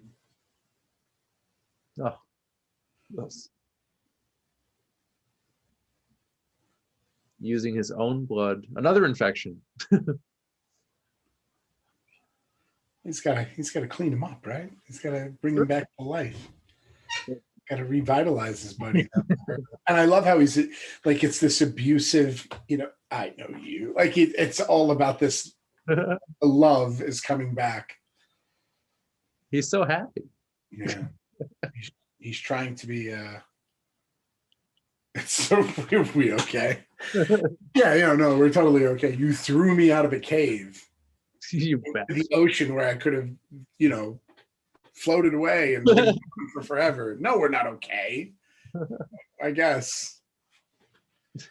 I always wonder, like, you know, who did he when he was thinking about this personality that he put into Wilson, I'm sure there was a voice in his head as the actor, right? Not as a person in real life. Or I guess maybe even as this person, but like, who did he project? Was Wilson a projection of his girlfriend back home? Like, you don't just put a personality into an inanimate object and not have a base for it. Like, it's got to be something. It's got to be based on someone. So it's a weird question to ask, and I'm sure not one that most people care about, but it constantly comes up when I think about it. Like, who was he thinking about when he was talking to Wilson? Like, was it a projection? Was it maybe an amalgamation of a couple of people? You know, maybe sometimes he's talking to it and it's his father. Maybe sometimes he's talking to it and it's more like his girlfriend. Who knows? You know what? So here's some more trivia. Actual lines of dialogue were written for Wilson, the volleyball, Right. to help Tom Hanks have a more natural interaction with the inanimate object. Right. So. Oh yeah, you could tell. I mean, from the things he's saying back to it, and the fact that they sound like they're in the middle of a conversation when he's talking to him most times. And some connections also. Hanks would later on go to play Charlie Wilson in Charlie Wilson's War, Yeah. and Hanks is married to Rita Wilson. So something, Wilsons. you know. But as for the actual origin story, I don't see anything really. Yeah, I don't see anything about if Wilson's like based on anything or anybody. So maybe he is. He is a he. So It's just when they talk about you know, when people suffer from that, where they, you know, personalize certain things, or you know, anthropomorphize,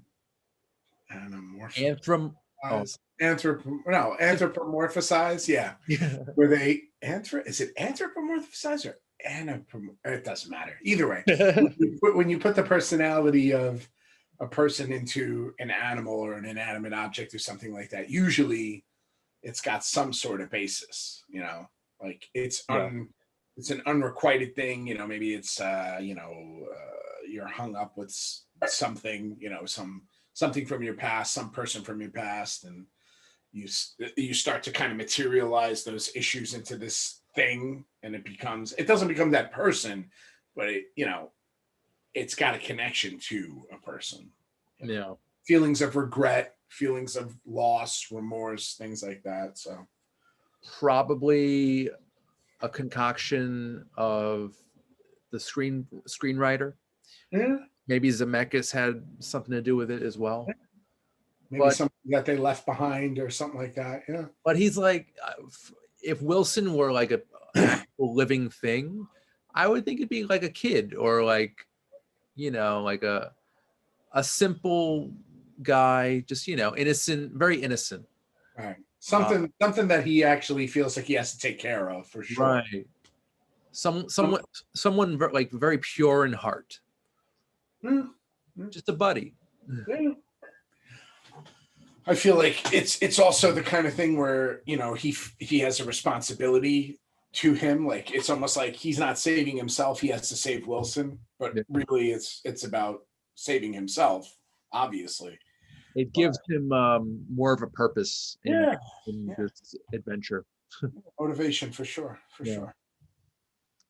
I didn't think we'd be waxing philosophical on Wilson's origin story.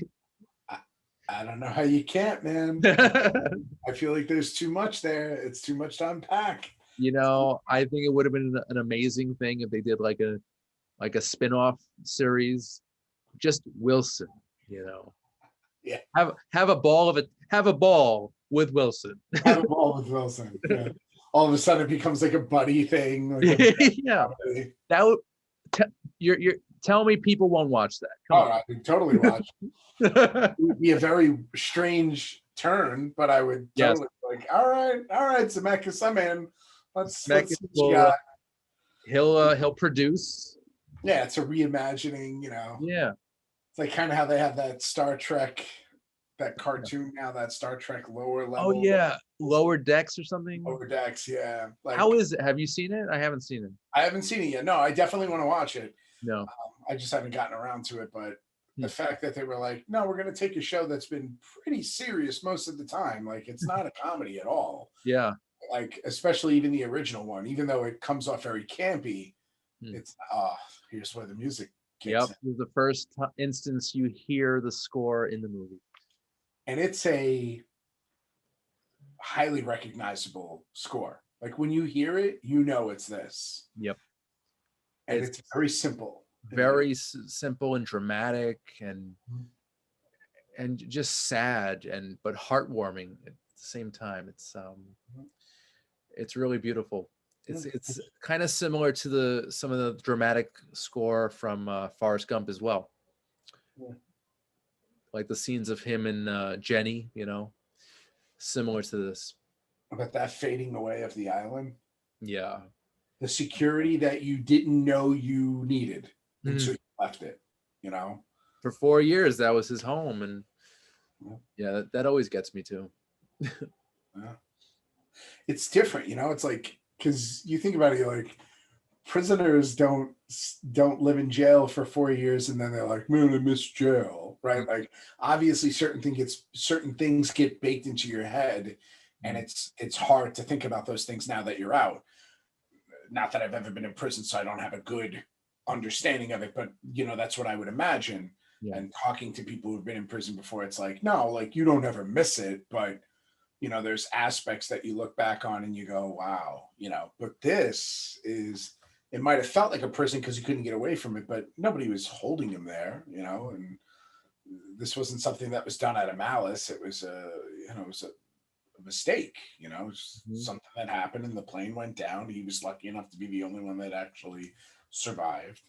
This is cool. This is always, for me, this is the coolest part. I've never seen whales close up like this before. I can't even imagine how amazing that must have been. Obviously it wasn't real, it was CGI, but still. I know. Oh, oh, God. Could you imagine? Oh, so the way that it just goes slowly back in the water. It's ominous, and at the same time it's incredibly soothing. Like, it's like that could turn really quickly. That tail could completely smash you and you could no longer exist, or just very chill. And that's crazy. Like the humpback whales, like, that's their eyes. Their eyes look like a human being's eyes. Like, it's so crazy. Very humanistic. Oh yeah, without a doubt. Like, it's got a soul. Like, something about it having a human eyeball makes you think, like, that thing knows what's going on. Like, it's not stupid. It knows what's going on. How crazy is this? He's in the middle of the ocean. He just jumps off the raft to go catch a fish. It's okay. I'll get back to the raft. Totally. He's used to it by now. Yeah. Yeah, but out in the middle of the ocean, he ain't used to that. I mean, he doesn't really care. He's doing what he can. He's survived. The wings, just still always on everything. Oh well. They're gone. The wings, they're gone. That's it.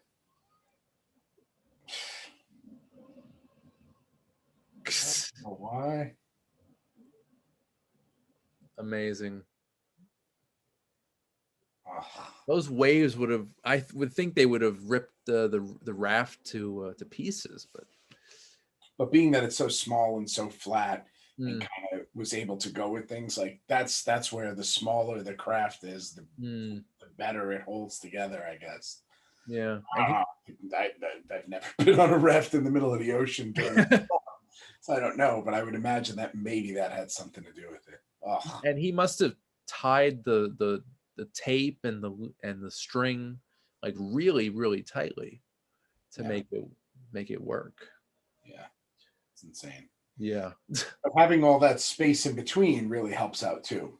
Not it being one solid flat piece. I would imagine water being able to come up and go down through it while it's still being buoyant and staying up.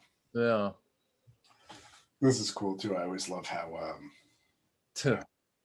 he gets woken up at the right times, even though it's too late. He gets woken up for. Oh, this is heartbreaking. Yeah. Oh, the scene. And can you imagine not seeing where he went? Like, he's behind you. Like, he's nowhere near you. And he's just drifting further and further out. If he would have seen it right away, he might have been able to get it.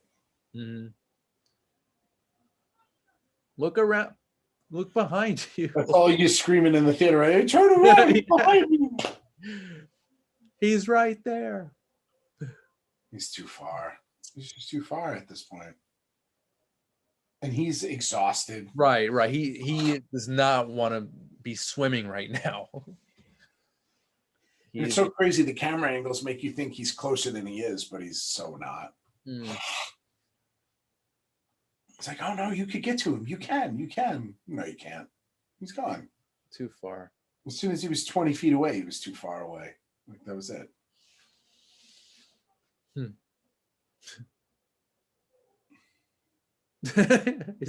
Yeah, I know. And we're all yelling yelling Wilson.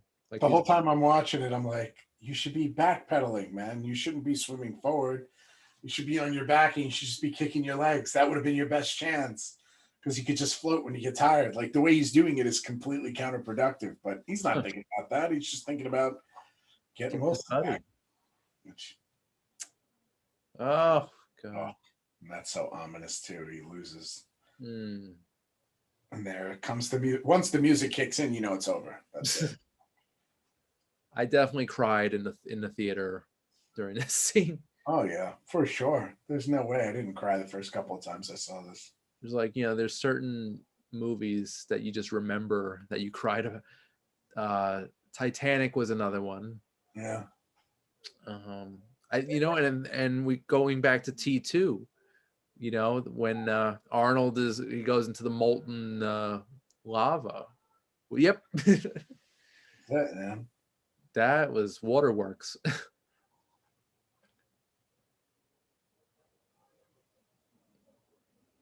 Can this scene be over yet? I know, right? Like, enough. It was nice talking through it because it didn't set in, and now it's setting in. Like, yeah, it's definitely the music. Yeah, that doesn't help. And then to see Hanks just sobbing, half naked, just doesn't help either. No. Yeah.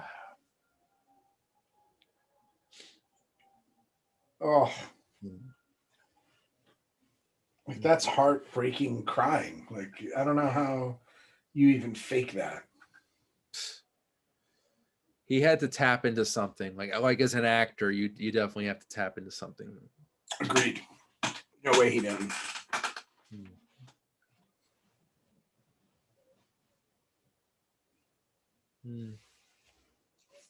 Tough to watch. Yeah. All right. You can cut. You can cut now. Come on, Bob.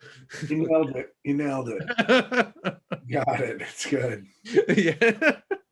And then this, like, see this right here, like you didn't know, right? Is he gonna make it? Yeah, he's kind of lets it go. All hope.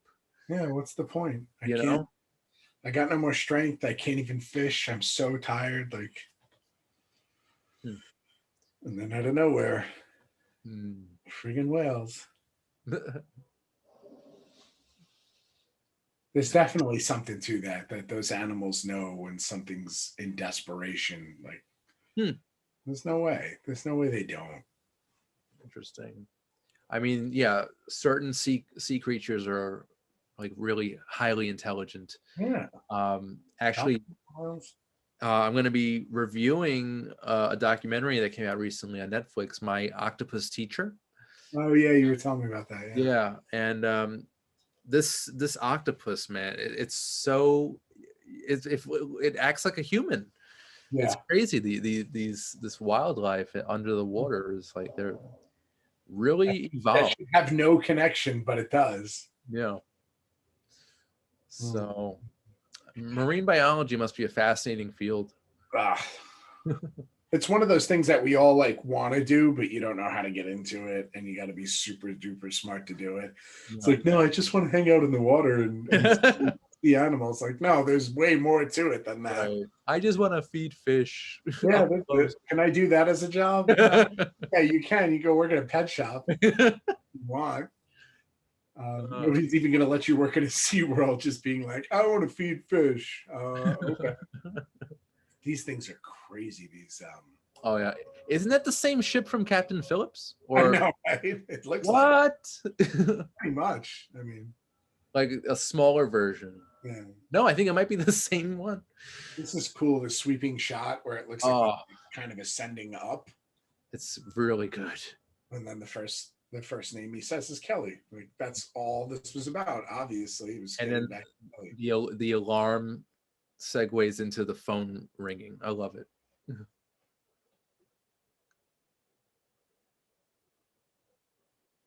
I think she changed her hairdo in 4 years. This is great. and her husband now played by Chris Noth from Mr. Sex and Big. the City. Mr. Big. It's funny. I've Yes. never watched an episode of that show, and I've seen him in countless movies and other things, but that's what I always call him. Oh yeah. And I love the ground beneath them. That's like middle of them. It could be anywhere middle of America. Yep. Totally landlocked. I love it. You know, and all those different patches. Like that's how it looks like when you're. That's so cool. And here we have the normal Hanks look, average Hanks, similar to his how he looked in the 80s, late 80s, early 90s.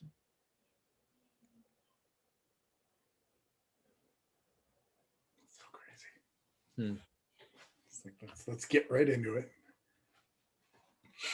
Oh, and so he just mentioned Fred Smith, who is going to show up and introduce Chuck Nolan to the podium at the FedEx headquarters. That's the actual owner and founder of FedEx, Fred Smith. That's cool. Nice little cameo. Yeah. Cool name drop, cool mention. Yeah. That was like 30 Rock, you know, the show, Alec Baldwin and Tina Fey. They work, you know, NBC at that time falls under GE. And they constantly reference Jack Welch, who was the CEO of GE for so long. And then he does cameo in an episode. So it was kind of cool. It was the only part of it that was real. Like nobody else belonged to the company in the show. You know, they said, I do this for GE, I do that. But Jack Welch was the only person that was actually from GE. Yeah, he was the CEO for a long time. Like he was the CEO of GE while the show was going on. But on the show, he plays the former CEO of GE, even though he at the time was still the current CEO. Okay, cool. I've only watched a handful of episodes. Not a huge fan. Yeah. But yeah, I love any show that goes behind the scenes of a TV show or movie, like the Larry Sanders Show. Right. Love it. So I love that that's more of mockumentary style. But there's that scene. I should have been there and I wasn't. How do you come on, man? How do you come back? And it's funny because like there's no coming back from that. Like, yeah, it doesn't matter that you were gone and whatever. It's like, dude, I'm your friend. I should have been there for you, and I'm so sorry that I wasn't. Like, you couldn't control it. Yeah, you know. Yeah, it's crappy. Like, what would you prefer? Would you prefer to have been on that island for 4 years and then come back and at least have a chance to be back with your wife, or watch your wife die from cancer? Like, there's no comparison. Give me the island every time. So, you know, that's probably how he thinks about it. Like, I would go do 3 more tours on that island before I had to watch Kelly die in a hospital of cancer. You know, like, yeah, I get it, man. I get it. It's a lose-lose situation. Yeah, for sure. But still. I like how Hank's hair it's still blonde. Interesting. Yeah, that's not coming out for a while. Oh wow, yeah, this is the slightly awkward interaction. James Spaulding. Oh no, he's not James Spaulding. He's the guy that did the root canal. We referred him, yeah. I like this little rec room. There's a peanut popcorn machine in the back. It's more like, it looks like an airport lounge, actually. Yeah.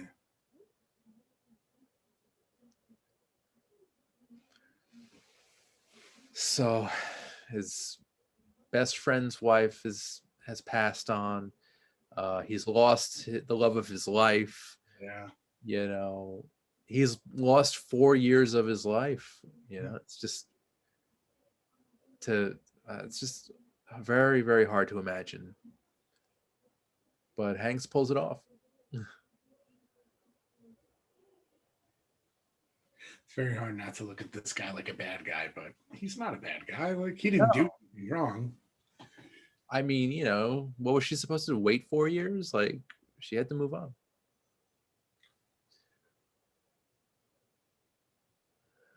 This poor guy. I'm just sorry. It's just like, what am I gonna say? Let me get that Yeah. What can I say? Let me just leave. Anything I say is just, the more I talk, the worse it gets. Look at Hank's face. You could just see like the pain just in his eyes. It's just. And then this is the worst. He looks out the window and sees her. Like, this is, yeah.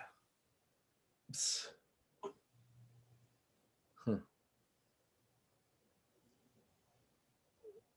very good acting, even though you can't hear her.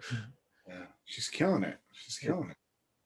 It's basically mime. She's like a mime right now. It's awesome. Yeah.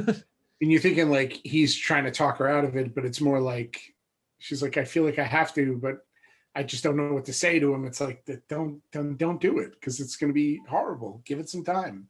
Right. That's a hard situation.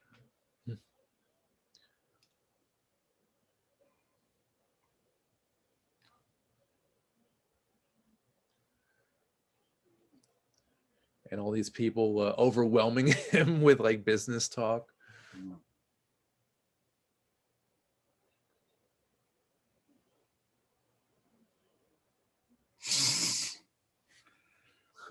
You know how I fish?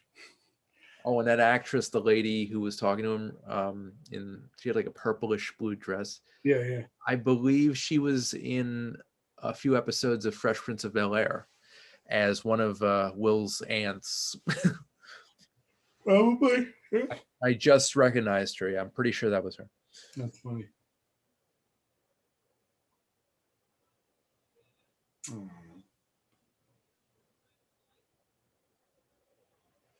That's cool. Like kind of the Stockholm syndrome, like the Stockholm syndrome is not the right thing, but just the idea that he can't sleep on the bed and like all of it just seems ridiculous. Like crab legs. Yeah, everything that was on the island. It's like, really? You brought Sushi. a bunch of sushi and crab legs, you jerks. And not just crab, but huge crab. Like, oh, okay. So they're like bigger monstrous, than what yeah, like all I would have brought that guy was steak and like pork and things that he did. Burgers and yeah, what are you thinking? It's very funny. It's like the first Iron Man movie when he gets out of the cave and all he wants is Burger King cheeseburgers. Look at that. Oh my god. Yep. It's one little switch and it's I would have had one of these. He's on the floor and he's turning that flashlight on and off, but it's the oh. And this super sad soundtrack still. Ooh, creeps up on you. So.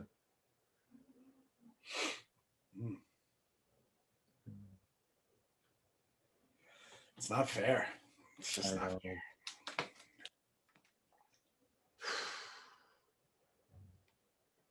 This is a great scene. Yeah.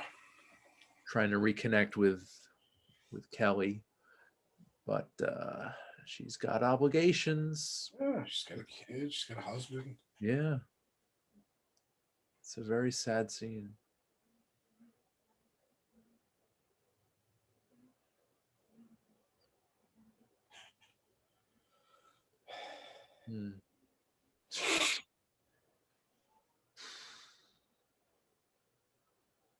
I mean, this is a woman he wanted to marry. So. It is rough. Just got cut short.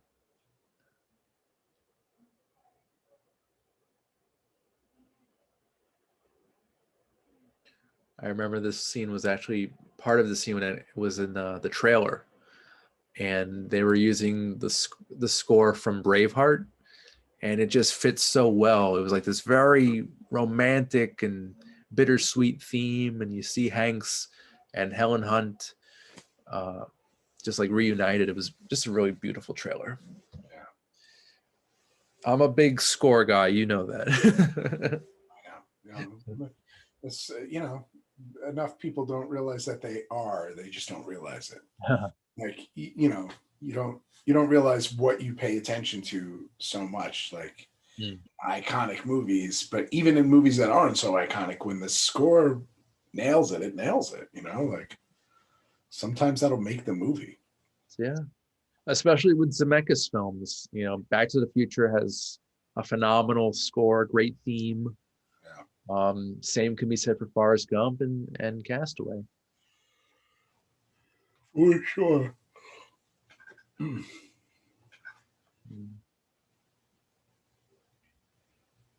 You know, I love Zemeckis, but in the past like decade or so, he's done a bunch of like animated films, which I've not been crazy about. Yeah, Like did he do the Polar Express? Wasn't that him? that was good though, but after that he kind of went downhill. He did A Christmas Carol with Jim Carrey in I think it was motion capture. And, Yeah. I mean, visually these movies are beautiful, but It just kind of throw you off a little bit. I get it. yeah. What do they call it? The uncanny valley, when it just gets too real looking to not be real, and it just like it just throws you off. Like Polar Express didn't, maybe because it was the first one that was like that, but then like everything after that, like Christmas Carol and these other movies that look too similar to it, it was like Beowulf, yeah. Yeah. Even though I love Beowulf, like I'm a huge fan of the epic, but oh, this is great when they're talking about the team that they used to be in Houston. Now they're the Titans. Yeah.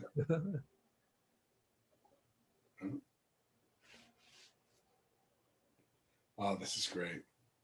They went to the Super Bowl. They almost won. You would have died. It was so exciting. One last yard right at the end. It's such a great scene. It is. It feels real. Like this, you know, it doesn't feel like they're acting.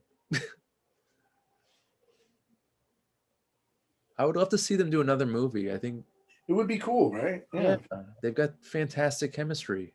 Yeah, they don't have enough to go off of in this, and yet she's the driving force behind the whole movie. So oh, wow.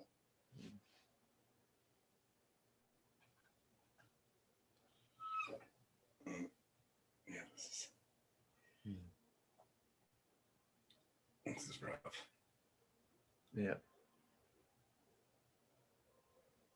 Like now he has to feel like he's the reason why, not only that she's not with him anymore, but the fact that she didn't get her doctorate, she's not a professor, like she didn't go through the things that she was going to go through.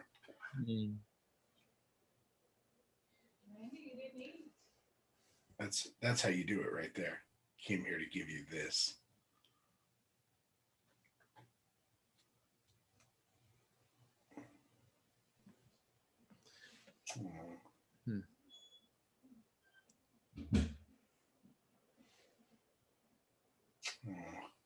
That's rough.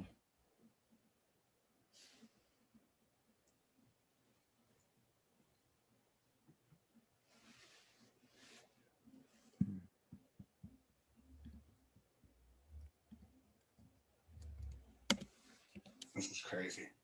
Like it obviously became a whole obsession for her. It's crazy stuff. Look at it. Look at this map. It's insane. She was dedicated.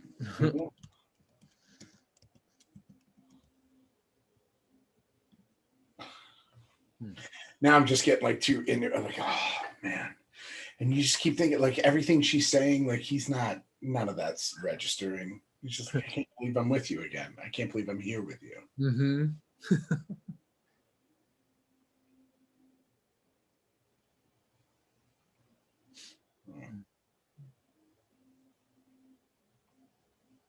This is great.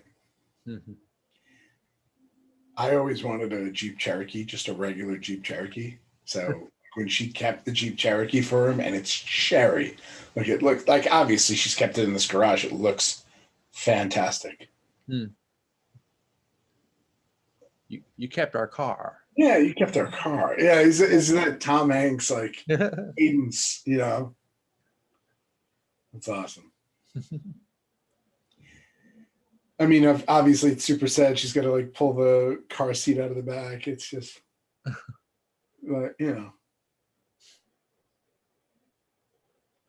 Mm.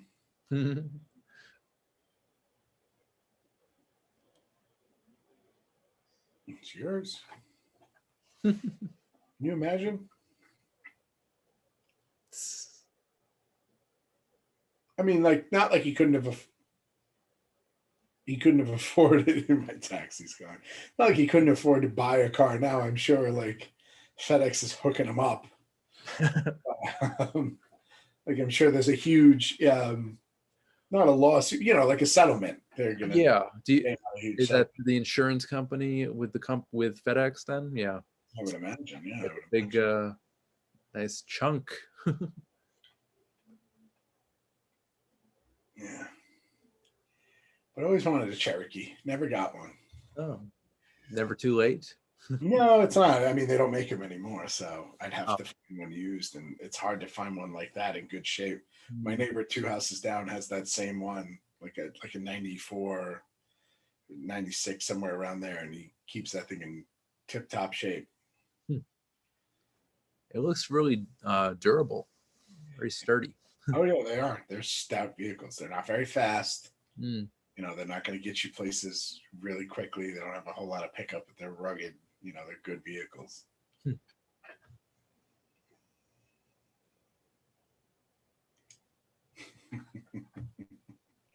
imagine? Oh my God! Like at least you got something. Oh, He didn't get the girl, so what a cruddy thing to say. You said you'd be right back. just twist the knife a little deeper.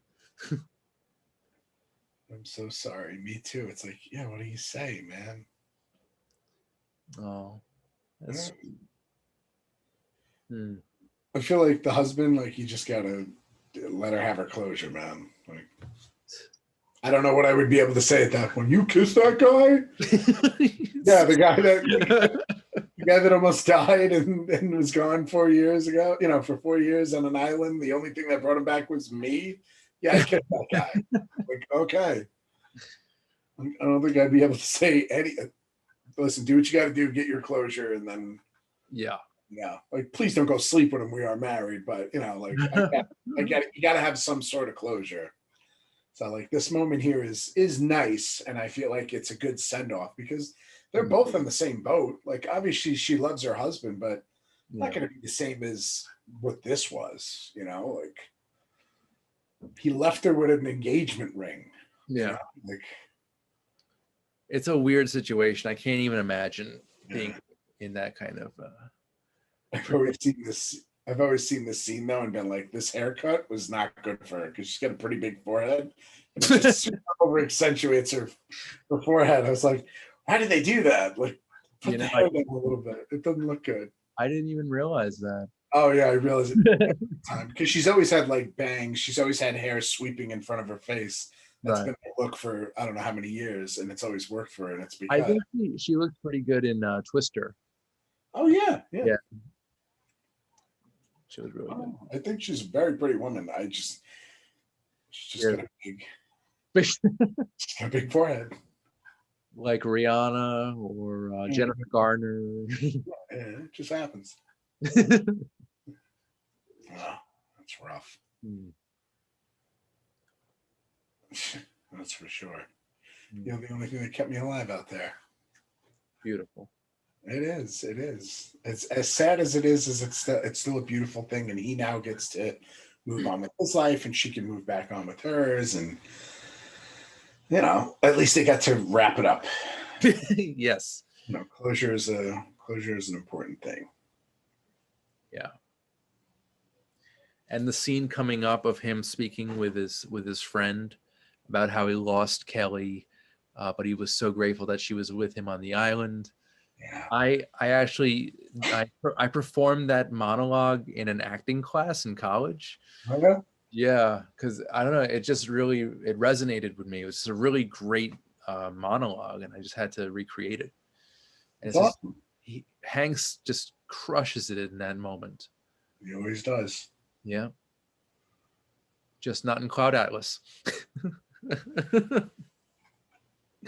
Poor guy. We're gonna have to maybe do a show where we just like slam that movie. I think that's on the docket. It'd be the first time I watch it. You might even love it, so I don't even know. I know. So I might have to watch it first, and if I feel different, be like, nah, man, I can't crush it. But I mean, saying that, what's her name? Halle Berry isn't a horrible movie isn't a far stretch. I mean, she did Catwoman. That was terrible. Oh yeah, that was. Yeah. I couldn't even get through it.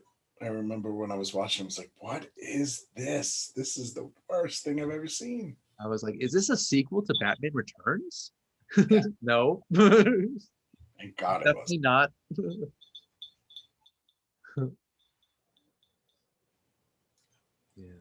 Yeah, here's the. This is the monologue. So good.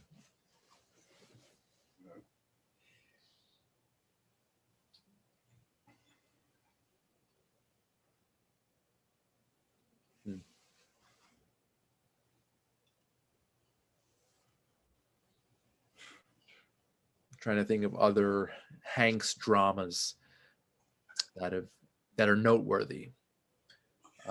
He's got a pretty good monologue in Saving Private Ryan, obviously. Oh yeah. They talk about something. If going there and finding this Ryan, if that earns me the right to see my wife again, well, then that's my mission. Right. Exactly. That is pretty good. Nailed it. Yeah.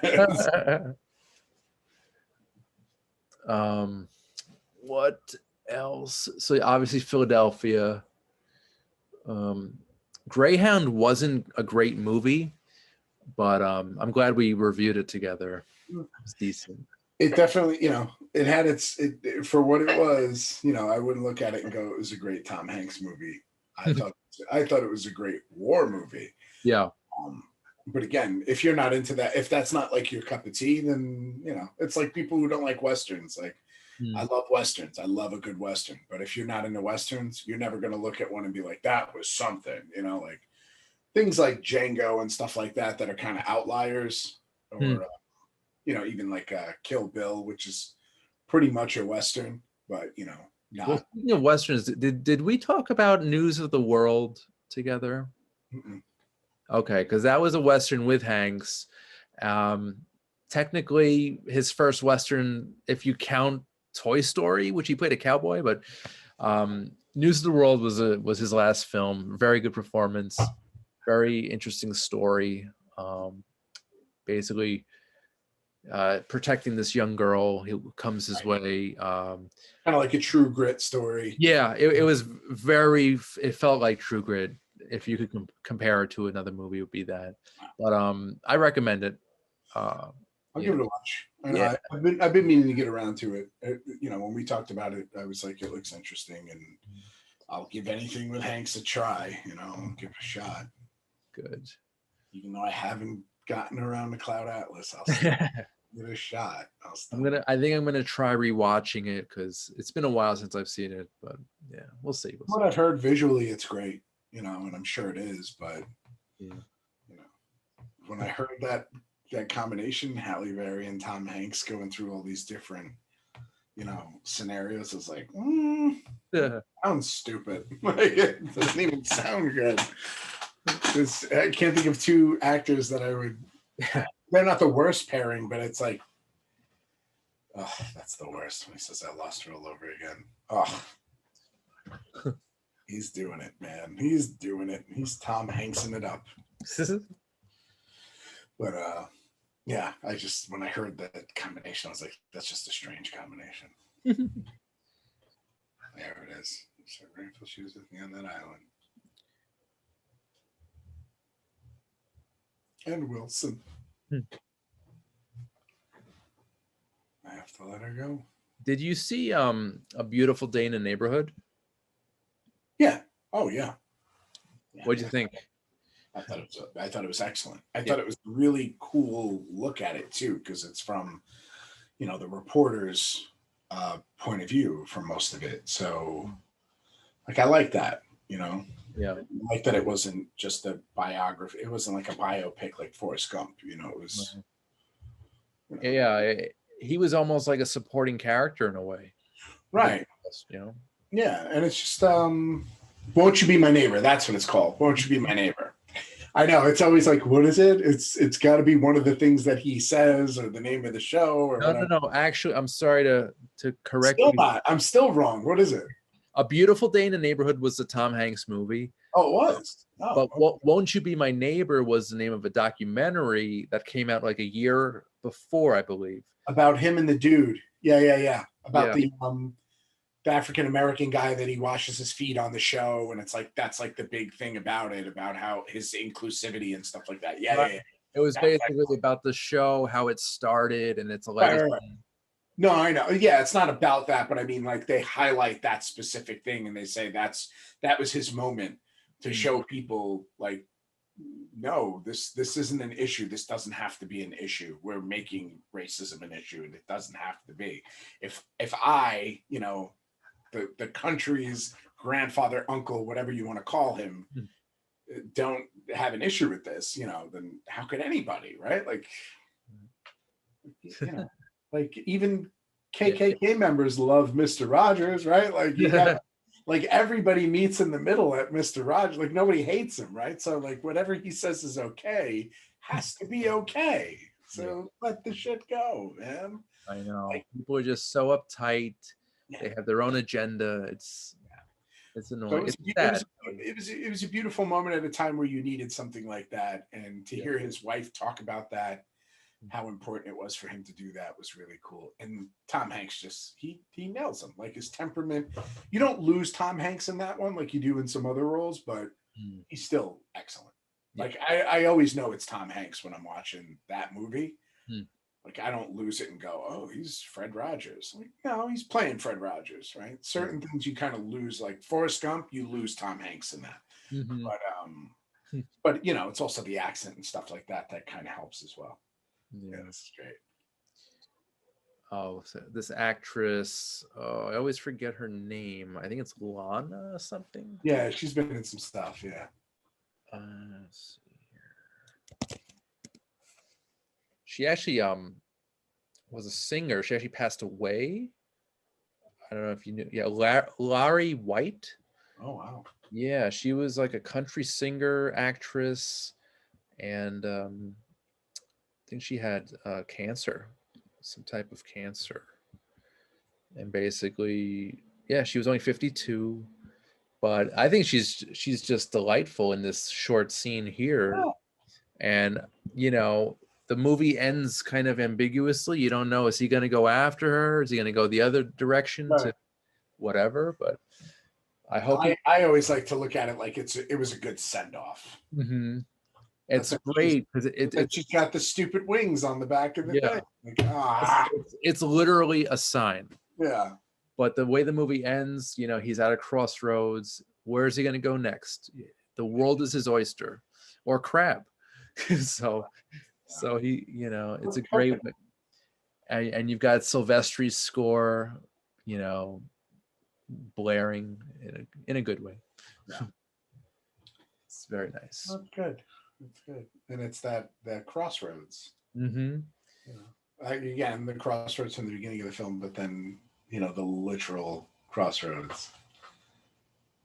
Yeah. It's so cool.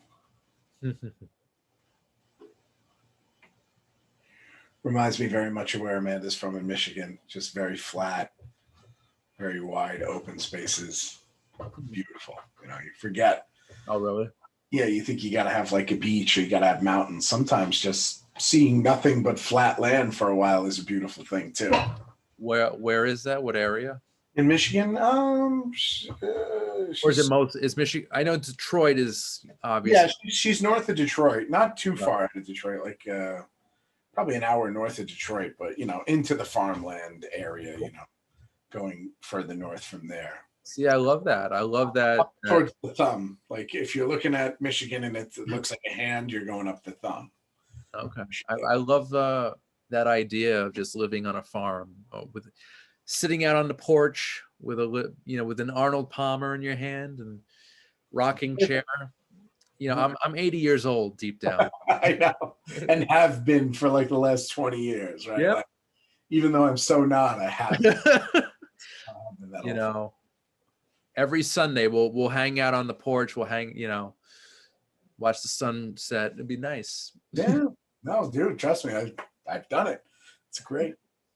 It's cool. They still live on a farm. Her parents up there, so it's nice to go up there. Just look out and just see wide open space. It's nice. Very nice. So Pete, how does it feel revisiting this classic?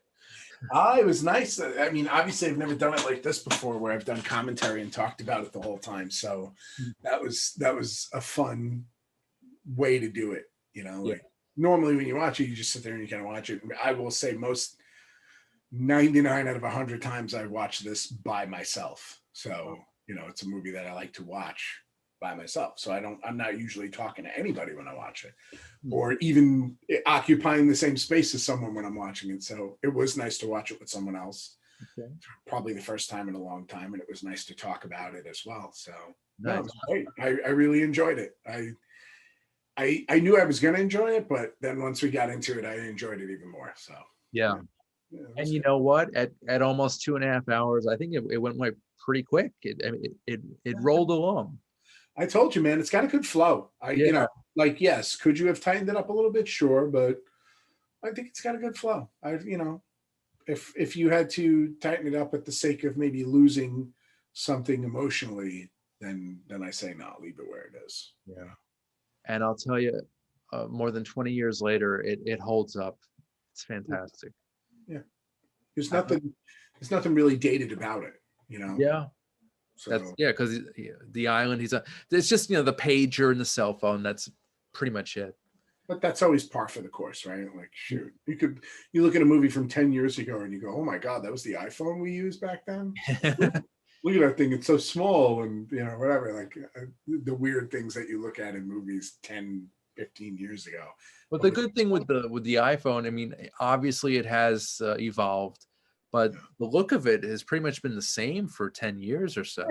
Yeah, it stays together. But like for me, I'm so into that crap that like I pick it apart. Like every time I see something, I'm like, oh yeah, that's like second generation this or third generation that. Like that's just me. But see, even right here at the end, they take the music out and just put the sound of the ocean, and then the music comes back in nice and slowly. Like it gives you that moment to realize, oh. Yeah, there's that ocean sound again, and then slowly, the strings come back in. So it's very cool. Really pretty. It's a great track, and I think this was included on one of Alan Silvestri's compilation albums, like his scores. So the full track is on there on that CD. I also want to mention a movie that Zemeckis did most recently in 2018 called Welcome to Marwen. I don't know if you know about that. Oh, yeah. That's the what's his name's in it? What's Carell? Yeah, Steve Carell. Yeah. No, I just saw that recently. That was great. That was a weird one. Based on a true story of the guy who gets assaulted. And basically, it's a sad story. Again, it's kind of it falls in line with this. I wonder if you look, and I'll explain what I mean in a minute. But I wonder if you look at some of the Zemeckis films, is that a running theme as well, like mental health? Because obviously this is post-traumatic stress disorder. This is multiple personality disorder based on that traumatic situation. Then of course Marwen, in case people haven't seen it yet, but again, it's just kind of a traumatic experience that turns into something else. I guess you could even kind of say that with Forrest Gump, right? Because like he's not supposed to be in regular schools, and he's supposed to be down here, right? Like in that he's not mentally ill, really. No, he's not mentally ill. No, what I'm saying is it's looking at how things can be so different from where you start out, because in his station in life, because he has a mental disability, right? He should be down here, and it goes to show how his life evolves into this amazing thing because of the way he reacts to situations. Whereas some people wouldn't react that way and they would have a much worse life. You know what I mean? Like it Or just like, yeah, like someone like Forrest Gump would just mow lawns his whole life, not right, fight in a war, not meet presidents, not go cross country jogging. right. And it just goes to show, like, things aren't always what they seem, right? Or, it's just that idea of, things could go a lot deeper. Like you should look further beyond what you're seeing, right? Like Yep. when you realize that somebody has, kind of like that traumatic, like you just never know what somebody's going through. Like you just shouldn't judge a book by its cover because you just never know why someone's acting that way, or, why they react to things in that way, whether it's something that's, emotional or whatever, or maybe mental, whether it's a disability or it's an actual, what am I trying to say? Not a mental disability, but a mental health issue. You know what I mean? Like it's just, it's kind of cool to look at it from that point. Like, could you dissect more of his films that way and say, okay, were there certain things that he was trying to explore? Is there a theme that's kind of going through all of them? Is this something that he's taking from his personal life, these different characters that he's chosen? Because they're all kind of extraordinary characters, whether it's a guy getting stuck on an island and persevering, even after maybe trying to kill himself at one point, or again, somebody going through this horrible traumatic situation and then finding a way to cope with life moving forward. Or again, someone who starts in a station way lower than where you would imagine they actually started out with for the life that they've lived. You know what I mean? So That's very good. Yeah, no, I definitely see that in Zemeckis'. It's a hard connection. Like I wasn't trying to say like they're all dealing with the same issues mentally or whatever, but the idea of these being more character studies than just, wow, look at this amazing story. Like, is it the story or is it just the character that drew Zemeckis in, and maybe the story is all just kind of ancillary, like it's just there, right? So he definitely does that in a lot of his dramas. Right. I can't really say much for that he does that much for Back to the Future. Right. But yeah, very interesting way to look at the characters and how they progress throughout the story. It could be something. How they kind of go beyond what you would think they would be. So that's very, very interesting. It could be. They just usually talk about how directors, even though they don't, or or even sometimes producers, where they don't necessarily set up a universe. They're not like all Kevin Smith, where everything happens in the Askew universe, and Jay and Silent Bob are in every single one of their movies, and that kind of ties things together. But it's more along the lines of, how they look at characters and how they develop the characters, and, just from beginning to end, that kind of arc. Do you see the similarities in the arc? Do you see this this realization, this big realization at the end, or whatever the case may be? Are they tragic characters usually? Are they characters that have some big flaw, but at the same time are able to persevere, and it's kind of tragic, but it's also kind of inspiring? It'd be a cool thing to look at. But then again, you could probably say that about a lot of directors, so who knows? Well, I think Zemeckis handles that type of subject matter really well, and I really hope that he does another movie like this, to like a human drama. Like I think we've had enough of the animated stuff, the motion capture stuff. I want to see a movie with people in it. So I'm hopeful he'll go back to his fine form, and we'll see. There's plenty of story out there. I mean, I'm sure he just find the right thing, but right, there's plenty out there. Yeah, for sure. Well, Pete, this was amazing. Thank you so much for spending the time. And yeah, I want to thank everyone watching at home on your devices. We're going to have some more commentaries as part of Tom Hanks month. And that's all part of Unger the Radar presents movie commentaries or commentaries. And yeah, guys, thank you so much for watching. Go to Unger the Radar on YouTube. Subscribe and share. We need all the shares and subscribers we can get. So thank you so much for doing that. Again, Pete, thank you so much. And we'll see you for the next one. Take care, guys.